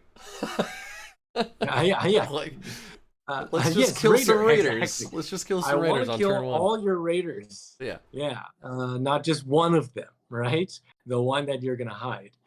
So I think in most situations, Tome of Estaclades comes out on top, and it's insane for the Relic Contemptor dreads, right? Because of Yeah. all that mortal wound stuff. So Holy crap. Yeah. Because you're fishing for those sixes. yeah. And it's all wounds, so if you really wanted to, you can pick up your ones that already wounded. Try again. Yeah, it's yeah. I mean, so that list is really good, and I actually think like that's probably like more of a mainstream list. And what's better about that list than stuff like the mixed kill teams is you're not gonna go too wrong with your movement or with your game plan. It plays more traditionally, and I actually think it's like a really good way to get a lot of Deathwatch players like really up there in the rankings too, because it's overwhelming firepower. It is It's super overwhelming tough. firepower. Like I think he has Rights of War, so he's got OPSEC on all those dreads. Yeah. You got 3 ridiculously powerful fists coming at you. The other thing about that list that's super cool is he has a Reaver Lieutenant, so even if they do get more OPSEC bodies onto one of his deployment zone, that's right. he just turns it You off. can shut off, yeah. He's like, and you have no Reaver OPSEC. Lieutenant is amazing. Yeah, so you have no OPSEC, and then I have a Dread, a Captain, and a Lieutenant that now have it, so I win. Yeah, like go away. And with that, yeah, this is and my he doesn't have a single unit. Yeah, he doesn't have a single unit that needs CP. So he doesn't. That needs transhuman. So he's got lots of CP, right? So yeah. So I think that's like a really good list. He's got really and he's so the relics, like, man, our relics are just ridiculous. They're so good. So the primary ones are, so we can always take 3 if you spend extra CP. 2 CP. And you should. You can take 3. But like it's a choice between 4 all the time for me. Like I used to run like you with Dominus Aegis, the Beacon, and Tome of Estaclades. That used to be my go-to as well when I was running the Chaplain on bike. Recently though, the Auspicator, man, like I was talking to so before John Lennon or Jack Harpster made that list, I was talking to other Deathwatch players and we were talking about how good that is. Like Jason Snagowski, after I talked to him, he actually brought it to Atlantic City because I convinced him how good that relic is in the current meta. Because +1 to hit with an elite army, like going from 3s to 2s is amazing. And then everything that has fly, everything. So you look at Vanguard veterans, you look at Raiders. Not that you see a lot of Tau right now, but all their battle suits have fly. Like effectively everything in a Tau army that isn't their troops has fly. So you are getting +1 to hit against 80% of a Tau list. Sanguinary Guard, Vanguard vets, like it's crazy good. There's lots of captains out there with like jump packs. You get +1 to blast him out of the sky too, right? Like it's pretty good. my problem with it is like for me, when I build my list, because I use things like specialisms, Hmm. I always target my list towards my toughest matchups. Sure. And Which makes sense. none of those matchups are my toughest. And it was one of the reasons why I didn't bring the Judiciar my first matchup. I'm like, okay, I was excited about the Judiciar, and then AdMech came out, and I'm like, AdMech doesn't have any melee, so what does that help me with that matchup? And but now that I've given up on them, I've gone back to the Judiciar. But so for me, it's like, okay, well, I want to make sure I can deal with Death Guard. Marines, I think, is already an easy matchup, so I'm not afraid of the Vanguard veterans, and it's going to make me kill Blood Angels faster, perhaps, but I don't know that I need to do that. It was just it's just one of the Yeah, things that popped into my head. I am yeah. by No, I mean it no makes means know everything yeah. in the game that has fly. Oh no, but I mean I think it has to do with my list, right? Yeah. Because like my list handles all of these fly armies well already. So I mean, perhaps for like a dreadnought list, it's like, okay, well, their primary enemies are those flying armies, right? Mhm. And I think it really depends on your meta, right? We got a lot of demons players here. Those demons players, like we're talking about Slanesh demons, we're talking about Nurgle demons, and with a Lord of Change. But there's not much fly, at least not enough that I care about. Right. And then we got a lot of Sisters players, and they got like one squad of Zephyrum and one squad of Seraphim, and I hate these names. But again, not enough fly, right? So, and then Death Guard, just the odd drone, And or perhaps Mortarion. yeah, and Morty. But So yeah, I mean that's really good. That's really good against Morty. But like I tend to just try to kill Morty in one turn, and so it's usually gonna be effective for like that one turn, right? The most scary Death Guard lists to me are the ones that are all like shooting firepower because they're tough and they're shooting me with their long range weapons. So then it's like, okay, can I outlast you, right? So, no, those so are yeah, it all depends fair on the meta. points. Yeah, Yeah. Yeah. yeah, I know that it was a almost auto take at the time when, like, if you were at a top table, you at least here in the United States, you were facing Dark Angel, or I'm sorry, oh, Dark, Dark Eldar. You were Dark Elder, yeah, like you were going to face Drukhari on your way up to the top table. You had to. And if yeah, you are facing Drukhari, you are definitely facing Raiders. Don't get them out of their Raiders, as we said earlier, you lose. yeah, So yeah, it was an auto take for a while there against. yeah. Although you would get +1 to hit against Celestine as well, and the new Be'lakor. The new Be'lakor, yes. I've Which not he's faced already that. -1 to shoot. So now you're at Yeah. least back to your 3 up, right? So I'm gonna hate Be'lakor because no rerolls. Yeah, So no no more rerolls. overcharging plasma. That's pretty bad. He doesn't. It's I really gonna mean, hurt. I don't know, man. Even if you don't get rerolls, if you unload an entire Fortis You're, Hellblaster kill team into him, oh no, like you're you're gonna kill yourself. You're no, gonna kill no, yourself faster than not he kills you. not with overcharge. I mean, just Oh, okay. You mean without with overcharge? 30 Yeah, yeah, shots, like 1 damage each. I mean, a yeah, lot of those are uh, on his invul only. I don't know. yeah, yeah. He's the problem I is also play. now I you're take the firing at a litany thing you for don't +1 want here. to fire at, right? Like Yeah, yeah, that's the real shitty thing. yeah, It's like I don't want yeah. to shoot him, but I have to. I want to shoot the other Uh, stuff. yeah. Well, we'll see. We'll see how Be'lakor ends up being in the end. But he seems pretty amazing at the moment. I don't want to see him and Lord of Change on the table at the same time. It's gonna be a pain to get rid of both of them. Someone So on Reddit had a hilarious list where it's like, let's take Be'lakor and Magnus and Mortarion, and then this guy, the first post is like, yeah, that's scary, but like you're gonna lose every match because you can't hold anything. oh, Like you can't hold yeah. anything. That's like I mean, 1,400 points yeah. worth of models, 1,500 points worth I of models just in. It's a lot. yeah. Maybe it's not quite that Lord of much, but Change it's a is really lot. expensive. Yeah. Yeah. Yeah, I think Lord of Lord Change of is a Change and much. Be'lakor might make sense. That's yeah. a But I don't know. stronger Yeah. idea. Yeah, because you still need Yeah. bodies to like sit on things. I'm And not Demon Morty Slayer is enough still to only imagine.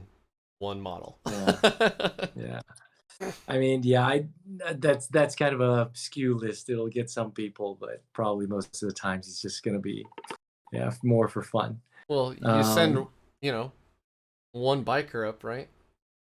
Yeah, that's right. Yeah, steal your objective. One more biker on the next turn. Yeah. Sit, Yeah. sit it on the objective.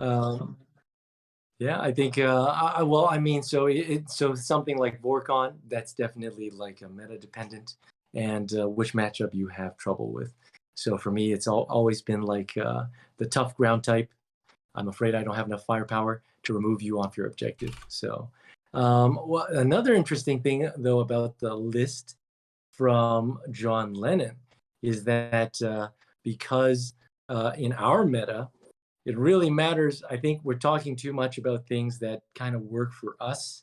But honestly, my list is built for WTC terrain and heavily That's an populated excellent terrain. point. Yeah. We Um, also play in I, my local meta, which means me yeah, and my friends. We play yeah, on a lot of terrain. We like to yeah, have a lot of terrain. There are yeah. no bowling balls here. That's for fucking sure. Yeah, I mean, so that was one of the problems. So I tried to do the dread list. I even bought another Redemptor, but the problem was with all the line of sight issues, and then having too many dreadnoughts, kind of getting like traffic jammed. Yeah, 5 of them Whereas is pretty before, funny. yeah. Whereas before, my army was kind of able to just pierce through everything, and then I was getting outmaneuvered by other people, and I'm like, I don't like this. I don't like getting outmaneuvered by others. So just like moving them around the map was the one thing that kind of I guess I don't know how to do it. Like when you get to John Lennon's level, I guess you can probably move them through the entirety of the map in like a Yeah. perfect formation or something like that. But for me, it's like, oh, this is really clumsy. Like I'm not able to weave through these places and kind of get all the right firing lanes. I feel that way with 2 dreads. Like Okay, just yeah. 2 dreads, and I'm like, man, these guys are fat. Like these Yeah, 90 yeah. millimeter round bases, you're like, Jesus damn. Christ, the Redemptor bases are massive. They got Yeah, huge shoulders, so they're just like yeah. slamming into terrain and stuff all the time. Like, damn. For my 2.0 list, I actually swapped out. The main reason I swapped out the Contemptor was one, I wanted another Servitor squad, but the other one was the Redemptor base was just blocking me in my own deployment zone. And The Redemptor base or the Relic Contemptor? the Redemptor. It's way bigger than the Contemptor base. Yeah. The Contemptor. That's why I was confused. I figured, honestly, you switched from the Redemptor or from the Contemptor to the Redemptor because it's just so much more survivable. Like 13 wounds versus 9 wounds is a lot. That's almost 50% more wound. Yeah, it doesn't have quite the withering amount of Volkite firepower, but like a Redemptor also is a big beastie boy in melee if you can actually get him in. Like D3 plus and 3. his shooting isn't worse. So yeah. So like, I mean, yeah. A good list. A good I model. think the Redemptor, the Contemptor is mostly for the range though. Like I think Space Marines. Yeah, Space Marine do not have any good long range weapons. Like 36 is kind of like the range where, like GW said, if you have a gun that's more than 36 inches, it's going to be really bad. So I don't know why, but yeah, it seems like more and more Dark of our Lances don't seem that bad. What? Dark Lances don't seem that bad. Neither are the new. Oh no! I'm talking about for Marines. Oh, Marines I see. Cannot. If Marines are gonna have, all right, not in general the whole game. Yeah. Marines seem to be just like past 24 inches. Your weapons are going to be really bad for their cost or something. That's how I feel playing my Grey Knights. It's like, oh, what range is that? 24. Everything is 24. Everything. Yeah. Everything I have is 24 inches. Yeah. That's then to, I got nothing. I mean, nothing more than that. I got some las cannons if I'm really bored and want to bring a Razorback, but like I mean, don't. I It's 24. yeah. I got what 15 bolter shots at 30 inches. And that's about it. And then now I had some last fusils to that, so I got 4 last cannon shots. Yeah, that's the thing yeah. about the contempt or the Redemptors is they actually have like good, decent long range or Yeah, long-ish the for plasma. us anyway. Yeah, the plasma. Yeah, longish. Yeah, just the plasma. Yeah, and people don't like it because it's random. So yeah, but It's a blast weapon, Springfield. so it's D6. That's the way. Yeah. That's the way the cookie crumbles. Yeah, exactly. At least as Deathwatch, we get so many natural rerolls from other stuff that you can always use it to reroll number of shots, and then you're like me and you go from 3 to 2 shots or 2 to 1 shot. So yeah, I went from Contemptor to Redemptor this time for the CP, so I can reroll. So yes, that's a good point. Now I have the CP to reroll his shot count. That's why I went for the Redemptor. Oh man. Yeah. So we're still technically talking about relics, even though we are like jumping all. Oh my gosh. So Dominus Aegis to me is you have to bring it, and you have to bring it because you don't want to bring a librarian that isn't using the Xeno Purge discipline, because the Xeno Purge discipline is incredible. I don't want to bring one with the Librarius discipline for the 5-up invul from Psychic Fortress, so you bring the Dominus Aegis, because almost nothing in our troops list except Terminators has a built-in, unless you pay for storm shields and stuff. So yeah, it's amazing on the Hellblasters. It's amazing on the Indomitor Kill Team. There's no way to get an invul onto those. And it works on your Redemptor, yeah. And it works on the Redemptor, which is another. I guess that's another bonus that the Contemptor has. It has a natural 5-up invul. Yeah, that you're paying for, yeah. And I mean, it also works on your Proteus bikes once the Terminators are dead. So, that's true. So yeah, and I mean, yeah, I think that's about it for my list. I got to test this list out more. I like the Proteus from my initial feelings with it, but Firstborn, and they're cool models. I love the models. Yeah, exactly. And they actually do real damage, unlike the Outriders. The Outrider squad kind of just, they're just there, but these guys actually have thunder hammers and power axes, so it'll mow through some elites as well. So, yeah. So the Tome is also my other auto take.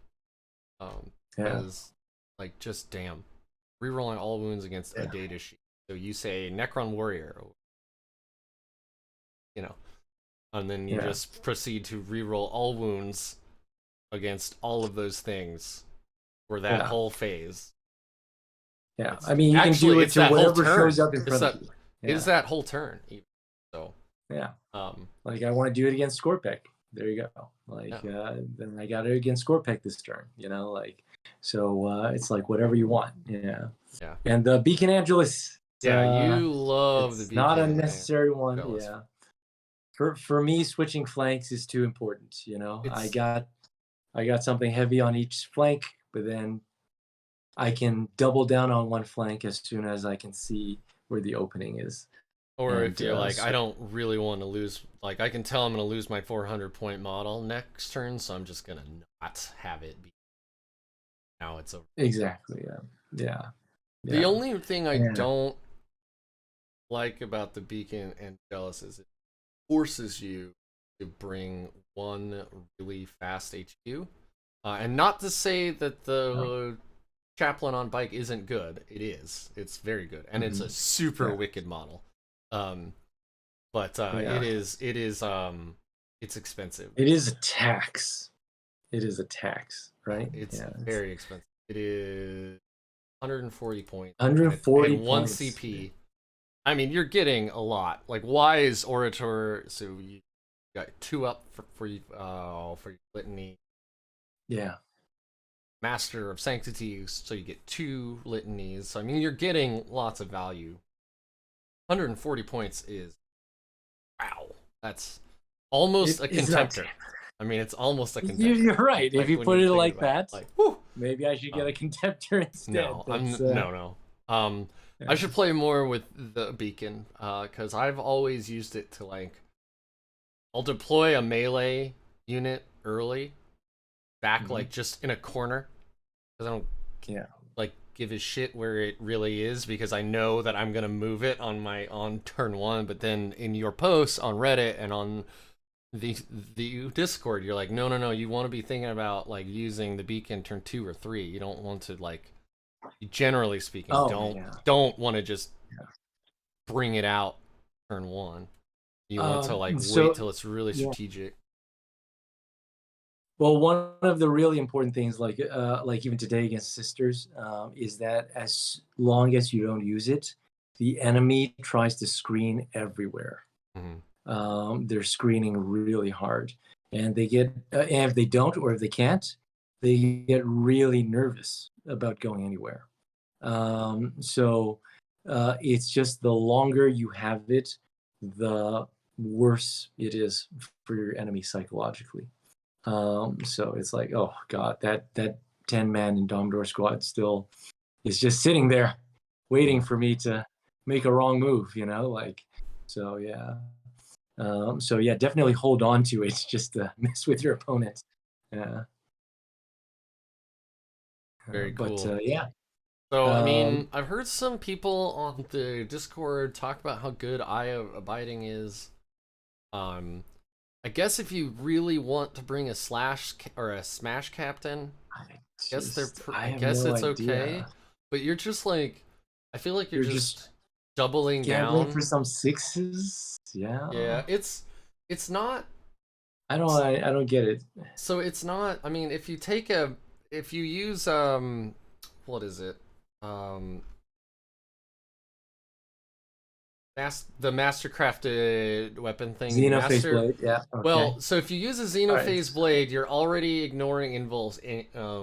Anyway, so my thought was, you would take the Eye of Abiding, you take a Thunder Hammer, you would use whatever of the Black Watch to Sanctity of the Black Watch or whatever to make it a mastercrafted one for 4 damage. So now it's a heavy Thunder Hammer-ish, and then on wounds of 6, at least you're getting some of the Xenophase blade, but like really the Xenophase blade is good because it is invulns in the first place. We just talked about how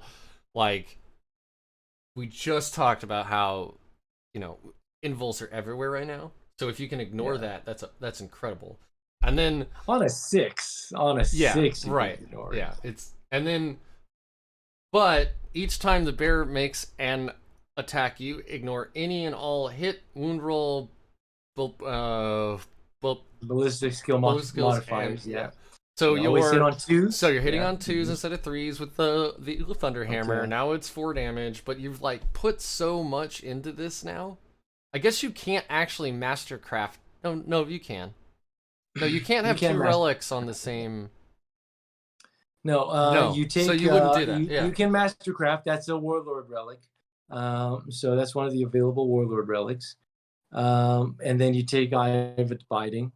I mean, which but I would rather. Warlord trait are you expecting me to give up, and which relic are you exactly. Like if I'm gonna make a slash captain, I'm gonna mastercraft the Xenophase blade because now I'm ignoring invulns, 2 damage base, and I'm going to take Imperium's sword. Yeah. Because you get 1 more attack and 1 more strength on the charge. Okay, well you're really going all in on this guy. I'm saying that if you really want to make a melee captain, right? Like that's how I would do it. I'm not saying it's necessarily what would you have to kill good to make that worth it? I'm not saying it's necessarily good. Well, I mean, like, how about Drazar, man? How about Drazar? Drazar's got that invul, man. You gotta bust through it. Why can't I kill him with something else? No, I'm just I see a lot of slash captain builds, and I'm totally just spitballing right now. Yeah, and I mean, I see it a lot. Like, I think the most popular one, honestly, is the Xeno Phaseblade one. It's so The good. Xeno Phaseblade, Mastercrafted, is probably the most popular Smash Captain that I see. Slash But Captain. even then, Slash Captain. I'm sorry. Yeah, can smash him with the back. He's of the not sword. smashing. He's slashing. Yeah, it's got a hilt, and but I mean, it's just it's too conflicted with you know, like even if you're talking about Richard Siegler's list or my list or any of the other lists that you see, the captain needs to stay with the bubble, Yeah, right? And absolutely. its primary job is to kind of center itself between all the units to give them that 5-up invuln, to give them their reroll ones, and maybe ignore cover, right? So it's like, am I supposed to send him out turn 2, turn 3, and then have no more reroll ones? Or I'm going to spend a bunch of CP getting it from a dreadnought for the rest of the game.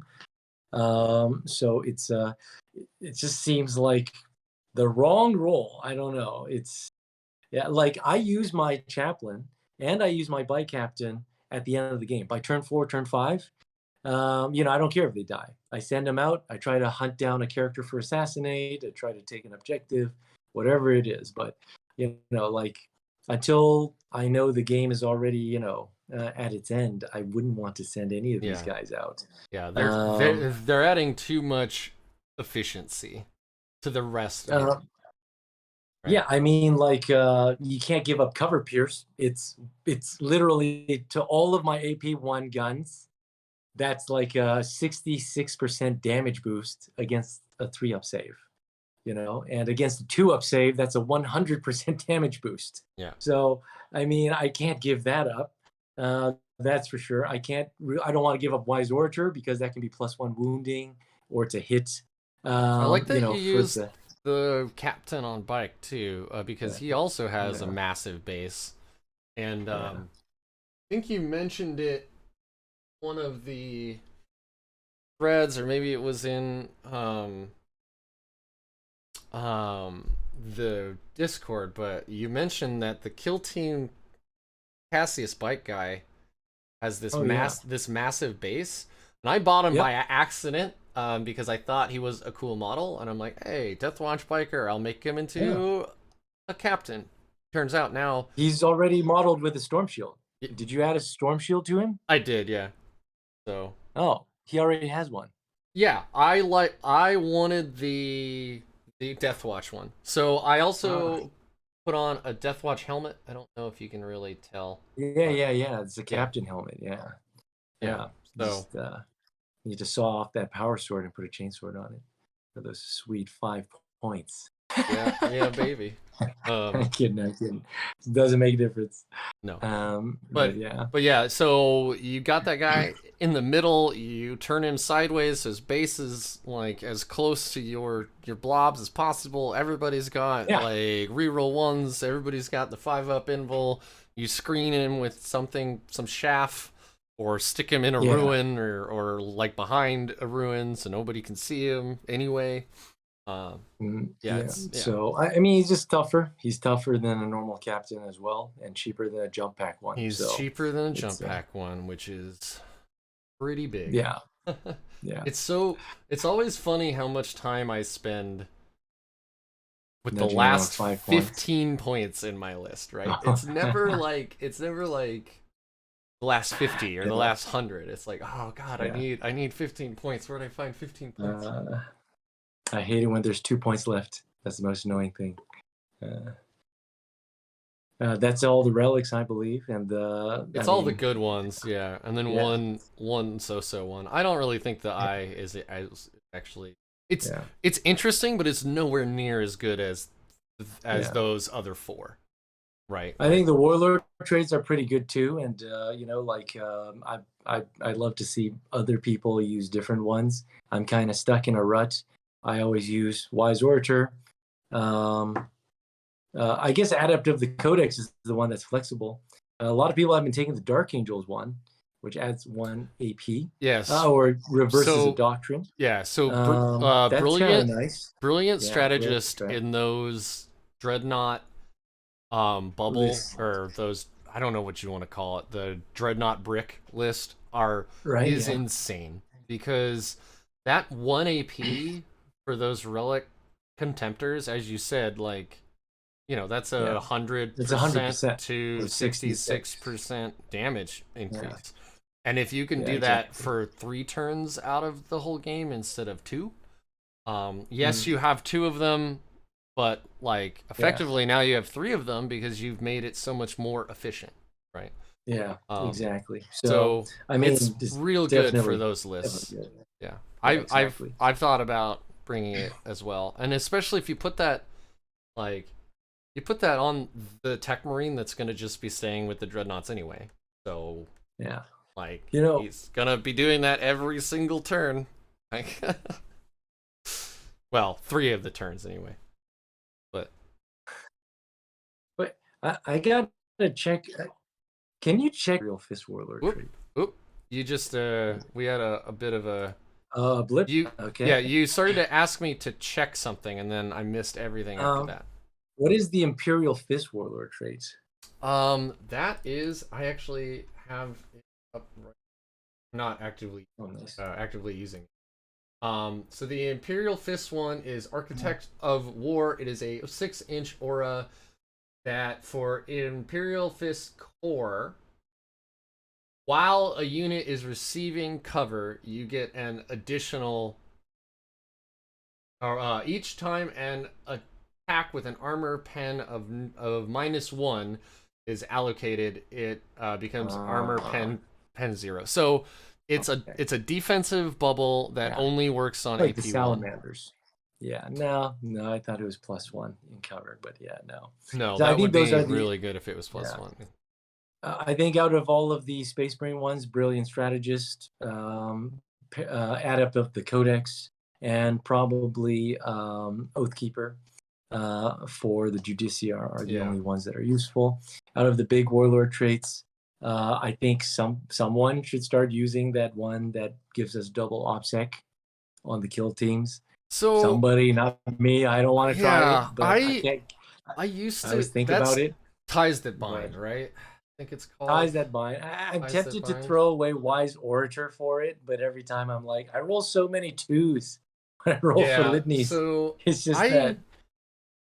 All right. Again, I'm not a top player. I've never even been to a tournament, but like, OBSEC. The only time I think Ties That Bind would be really good is against that one Necron dynasty where everything has OBSEC. And then the things that traditionally have OBSEC would have double OBSEC. So they just get this by default. But like, otherwise, at least in my games, and like, you obviously play on a different level and in a different meta.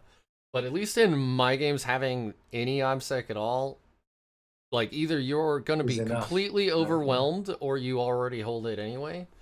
Like, I've never had a situation where, like, we both have 4 OBSEC models on one. I've never had that. It's like pretty much how I feel too. Yeah. It seems really good though. It seems really good, but I guess it's not necessary when you already have kill teams. Yeah, exactly. We're turning so much of our army into OBSEC anyway, right? Like, 80% of our army has OBSEC just by default. Yeah, so it was one of the early ones I thought was going to be really interesting, and then I'm like, I've never really had it that close. So yeah. I also thought Optimized Priority would be really good. That's the one that allows them to still shoot while while performing an action, so you can save some CP while doing that. But when you compare it to Nowhere to Hide, it's holy crap! It is just Nowhere to Hide is too good. Yeah, like, it really ignore cover. Great. Yeah. Which also means, like, if you are shooting in another guy's eliminators, you're ignoring cover, which means they don't get their camo cloak bonus either. That's right. Yeah. So you shoot eliminators. I shoot. So that's minus. Yeah. So that's -2 or you're ignoring -2 AP in that ridiculous instance. I mean, obviously that's very, very, very specific. Very niche, but But like, we don't have to be so worried about yeah. Eliminators though. So I don't know if you've listened to my interview with Nevin Smith. He's the guy that ran 3 Corvus Black Stars, and like one of his prevailing things in his list is he built it so everything gets to ignore cover. So well, all of his Corvus. Oh, you mean the Corvus? The Corvus no, one, yes. the whole army basically. So the Corvuses each have the Auspex array or whatever it's called, Auspex scanner, which so they naturally just ignore cover. And then his Warlord has nowhere to hide, so everything running around with his HQs are ignoring cover as well. It's like a cornerstone of his list is that I don't care about cover ever, or almost never, right? Like maybe this one unit I like sent off to go do something dumb now cares, but like most of the core of his army is never going to care that you're cover, right? And as a nowhere to hide does only work against one unit though. Yeah, it's one unit. That is a limitation of it. That's true. Yeah, so but it's like, still great. I need to kill this unit, right? And meanwhile, the Corvuses are flying around just doing whatever. And then if you're getting real cheeky, like I've been playing with Assault Centurions lately, just because I love those models. They've been working for me, man. I've only brought them to 2 games, but in both games they have killed a lot. But they also natively ignore cover. Yeah, which is neat. Devastator or Assault? Assault. Yeah, I'm not spending 400 points for 3 models with no invul and no core, so you can't even give them an invul. And they're not Primaris, so you can't put transhuman on them. No, I'm not spending 500 points or 400 points for that. Yeah, that's like a perfect Hellblaster target right there. Exactly. Yeah. 4 wounds, high armor but no invul, so you're dropping them to a 6-up even if you're not in tactical, and if you're dropping them to, if you are, you're dropping them right off the save. They don't even get one, they just die. It's a perfect Hellblaster target for sure. You're winning on 3s. I was thinking, so before the end, I did want to do a summary of list concept. Oh, please do. Just how it goes from top to bottom. It's just basically how I play. A lot of people ask kind of similar questions, and it's just like I'd love for like a 10-minute segment or something where all those questions could just get answered. And it's like, why do I take so many characters and all this other stuff, right? Oh, so you want me to poll the community for questions to ask Z? What? No. Is that what you're saying? No, but it's like it's like I keep answering things piecemeal on Reddit or somewhere else, and it's that's kind of the nature of social media, though, right? You know, even back in the days of the early aughts where everyone was on forums all the time, you still you would pin a FAQ thread and folks don't read it. They'll post the same question again, right? I was big into Airsoft for a long time, and it's like we have facts that go into details about what equipment you should go buy to get started, and then every day there was at least one new thread where they're like, "Hi, I'm new to the hobby. What should I buy?" Read the fact, man. It goes into way too much detail if you want to.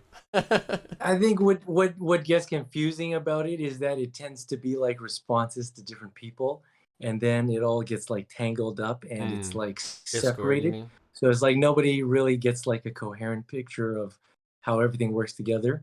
I think a lot of people these days they focus on individual units. It's this unit for its points can do what and can so on and so forth. But how does it fit into? Make sense. Yeah, exactly.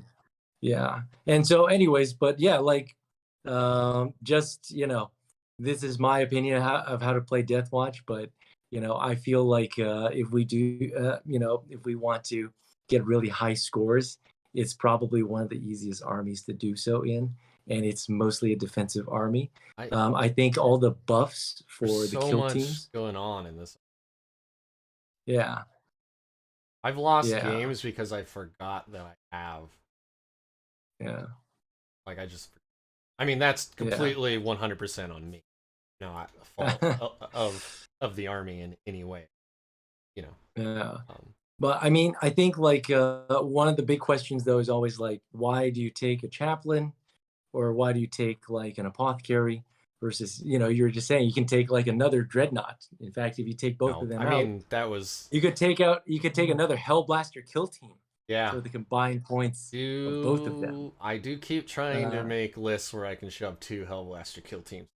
yeah, I mean, I and don't that's like super tempting, but like I think the game still revolves around getting points, and 100%.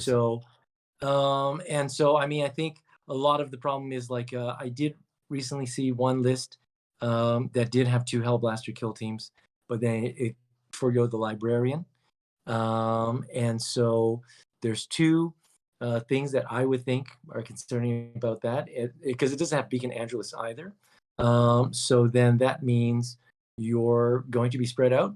Not all of them are going to get the defensive buffs. And then when you give a feel no pain, it's going to be easier for the enemy to target somebody else. And so like the list concept for like all the firewalls has actually been the same. The reason I take Terminators instead of Vanguard veterans is just that I can hold my ground. I can always give them one target to shoot at, and that target will not be ideal. Like if you got a bunch of stuff with +1 wounding that takes me to my invul at strength 6, then I'm gonna throw my Indomitors there. I'm gonna use transhuman, and they're 5 up, feel no pain, 5 up, invul and save. And if you take a bunch of stuff with AP2, then I'm going to throw the bikes onto the objective with my feel no pain, or wherever it is. And it's just the less units I have and the more power I have centered on it, the more I can control what the enemies are fighting. And that's always been the problem for my enemies in the Shanghai League. Like that's always been the problem. Like they're like, oh, why don't you shoot the other thing? It's like, well, this Indomitor Kill Team's in your face. They got +1 to hit. They got +1 to wound. They got a ton of guns, and you're going to have to get past them to get to anything else behind them. So you're going to have to shoot them. So I can center. So I get the max usage out of transhuman. I get the max usage out of feel no pain, and I get the max usage out of my auras, right? Yeah. So and yeah, sometimes you split your defenses, but a lot of the times you can force the enemy into attacking the one thing you want, and that's why there's like so many support points, I guess. In fact, there's quite a lot now with the Judiciar. That's 200 for him and the Apothecary. Yeah, there's add the bike and librarian. That's another 200. Yeah. So I got about 540 points of my army just tied up in character support, right? So I mean, I know you don't have a lot of points to, like, squeeze out of here, but have you thought about dropping the this year and bringing a whirlwind? Because then for 1 CP you just pick a unit, they're gonna fight last every time. Okay. Like I know you're now, changing the cost, but it is easier to use. It's like point and click. Like you get fight last. It's not I have to be within 3 and I have to heroically intervene just so and all of that. But I don't know where you would find. Yeah.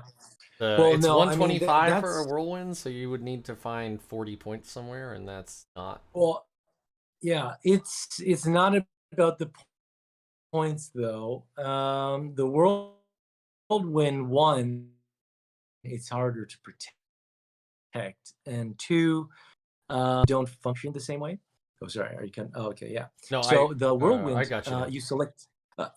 Yeah. Oh, yeah. So the whirlwind's way too different from a Judiciar. If I put a Judiciar behind my Indomitors will always have fight last for sure.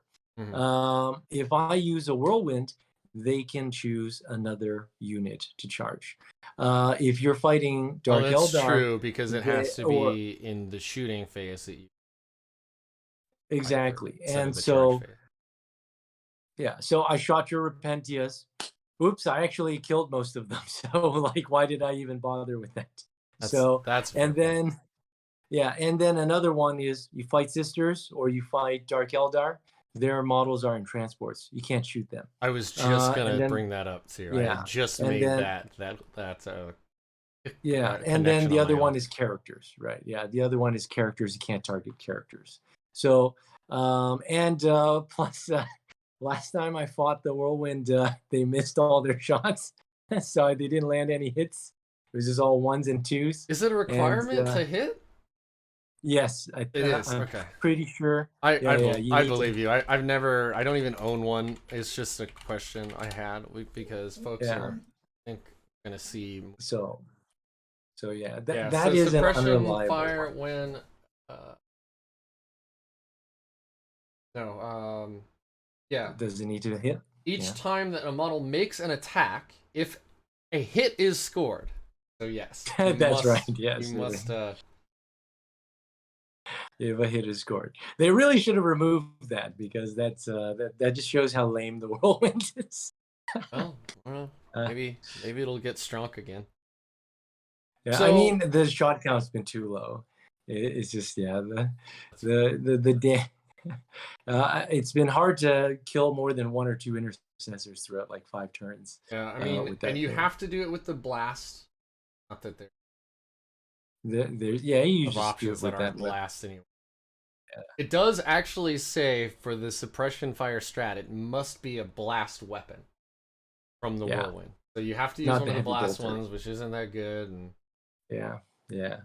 So I mean, yeah, that's just a different one. But yeah, I mean, I got a lot of support characters now, and it's it's people just kind of think that that's kind of a waste of points, especially with the apothecary being so expensive. You could get, well, yeah. I don't know, another almost. You could almost get another 3 aggressors, to be honest, because that's 120 points for 3 aggressors, right? So I wanted to ask um, you actually. So if you dropped one Inceptor and got another aggressor, I think that like saves you 20 points just in 20 that points, unit. Yeah. but the Um, plasma's too good. Yeah. Plasma's I mean, it's yeah, I mean the plasma is just it's melting things all the time. And it just it's just that your kill team has a tool to kill everything, you know? fall If back and you shoot laid too. something, yeah, exactly. And oh yes, and that's the other thing. I need the redundancy in case one of them blows themselves up. Yeah. That's a good point about the blow. Yeah. What, Ivar? Yeah. So yeah, that can happen. But yeah, play to the mission, play your secondaries, stay in your base, get your 90 points, and Yeah. then just put the pressure on the enemy. Um. Um, Gosh. So if you could change one thing, well, let's not actually limit it. But if you could change anything about Deathwatch, what would you change? Like, so for Change something me, about to give you an example, I would love if we could bring suppressors in our oh, Fortis kill team because like yeah, everything else has a jump pack option except the Spectrus kill team because grav shoots for reavers don't count. But like the Fortis kill team has a jump pack. The Proteus kill team has a jump pack. I'm sorry, not the Fortis. The Indomitor has one. I would like yep, it if we could bring suppressors. But I don't know if they just thought like, you know, a bunch yeah, of long range strength 7 2 damage, decent AP smoke screen also protected by 5 like ablative ablative wounds, yeah. yeah, no, well, I 10 don't know if ablative wounds, 5 ablative models like would be just too ridiculous, but they yeah. would have been in the Spectre skill team if they would have showed up, but Are they I Phobos? I mean, I think that would be like the only place to put them because they're like, is it Well, a Vanguard unit? the kill teams Yeah, were broken up by their armor type, right? yeah, So it's yeah, like the Mark exactly. So, 9. so they would need, yeah. So the Mark X Gravis, the Yeah, Phobos, right. and And yeah, the and the Mark Firstborn 9. and Yeah. Yeah, right, Mark So 9. Yeah. so you're looking at I mean, they're just wearing the I don't Mark know. Yeah. 10 Tacticus. They're they're not Phobos. Yeah. I I think mean, if you're just if they were asking for a wish list of things I want 5 Blade Guards and 5 Outriders. That's what I want. I want 5 Blade Guards and 5. Give it to okay. me. All right, all right. But I think they should do something with special issue ammo. It's something that's fluffy. You know, they can weaken it because right now there's no way to balance it. Right, that 2 CP stratagem. If they didn't make it into heavy 1, if they just said you get to spend 2 CP and then you have special issue ammo, then it's still way too good. I mean, I'm gonna build a kill team with 45 strength 5 damage 2 shots, bolter shots, Yeah. and that's just insane. So I think they're having trouble balancing this. Maybe like tone down the effect, but maybe give us something. You know, yeah. I I don't really know. like special issue ammo because it's one of those, like, this army is so flexible and can do so many things, and you can build a list that does effectively anything. Yeah. Maybe not as well as something else might do it, but like I love the fact that it's so flexible. And the fact that you can be like, oh, I need an extra 6 inches of range, or 1 more AP, or I want that 1 more damage, or I want, I don't want to wound on 4s, I want to wound on 3s. Like, that's really, it's good. It's really It's nice. really Yeah. nice Yeah. to be able to choose. And yes, I know it isn't as good as just having like a better base profile, but at the same time, that flexibility has actually, I would argue that flexibility actually makes it better than just having a better base profile. The downside is you have to remember to use it and what they all do. Yeah. So, I mean, I wouldn't say that's too bad in terms of a challenge, but I mean, it's just weird which weapons would get it and which ones wouldn't. So yeah, I think they haven't. I think it's weird I Primaris didn't get it, but they had it in 8th, but now they don't have it. Like, what Yeah, changed? because What made an intercessor better in 9th that didn't need I but they think they needed just it said in they couldn't 8th? balance it. Yeah. Yeah. It might be Yeah. because the rest of the codex is open to them now, so they're like, they don't Yeah. need special issue ammo anymore because you Eradicator Yeah. couldn't bring. I mean, look, Deathwatch is a way stronger solo army than it used to be. It's, Oh, in fact, yeah. I would say, yeah, like my personal ranking, Deathwatch is just under AdMech. It's under AdMech, but it's pretty much Love at to the hear top that. there. Love to hear that. But yeah, like in the China meta, that's where it's ranked right now. But I know maybe that could just be us, like over here, it's just mathematically, it's hard to kill the kill teams. They do a ton of damage. They can re-roll against so much stuff. Not So, wrong. and they seem to be just better than other Marines at the same job. Like, yeah, I'm not exactly sure which ones to be afraid of.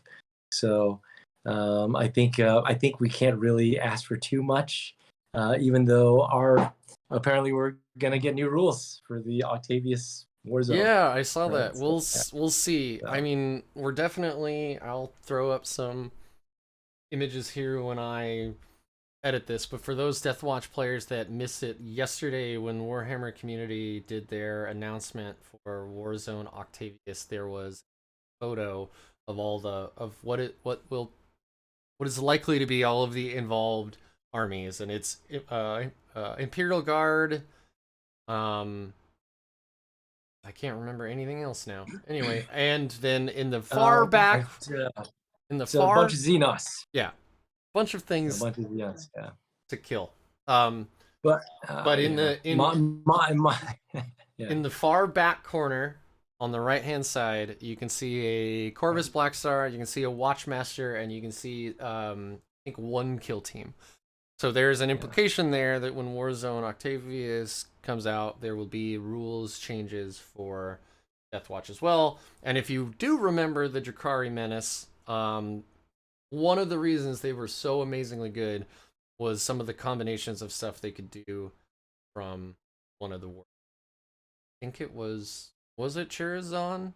Paragon or whatever. Yeah, Cult of Strife. Yeah. That's where a lot of their best stratagems came from. Yeah. So Pass through units, reroll all wounds. Yeah. yeah. So So it maybe could be us. maybe we get some really cool strats. Maybe Oh. they change special issue ammo, bring it back to Storm Bolters, and then all of our lists have to get thrown out. Well, I We'll mean, see. yeah. If it's something nice, it could be like we have to take one of each kill team, and then we get some kind of bonus. If it's something really lame, they're gonna make us buy Imperial Guard and say we're soup. We can soup now, like the Bellicor thing. Because I mean, Deathwatch isn't supposed to be an army; they're supposed to be. You're right. Yeah. Just a small force. It's like, oh, so Deathwatch can now support an Imperial Guard army. That would be the lame thing. I would not want to do that. Yeah. So yeah. I like I like options. I'd like them to be competitive options. Like I feel so bad for Death Guard with their Terminus Est. Yeah. Yeah, Terminus S seems so cool, but then they don't remove the requirement for how many like Marines you have to bring for how many Poxwalkers you bring. And it's like you got 80% of the way there. Like you could have. I mean, like, and you're gonna clock yourself out just trying to move around 100 Poxwalkers. So I mean, Orc and Imperial Guard players do it all the time. But yeah, I guess at least they die faster though. They die faster. That's true. Yeah. Well, yeah. Z, it's been 2.5 hours. Thank you so much. I know it's really late there now. It's probably what time is it now?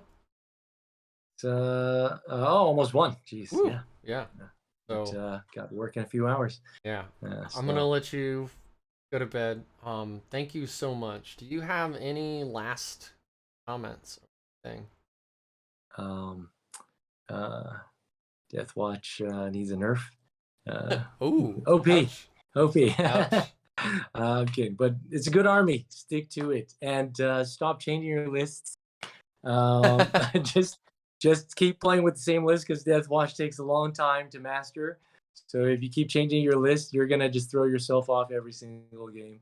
Play the same list 20, 30 times, and then you're gonna love the army a lot more. That is good advice. Yeah. All right. Cool. Okay, Z. Well, thank you very much. For the interview. I'm sure we'll be chatting in a few hours. So cool. All right. All right, man. Catch you in the Discord. Later. See ya.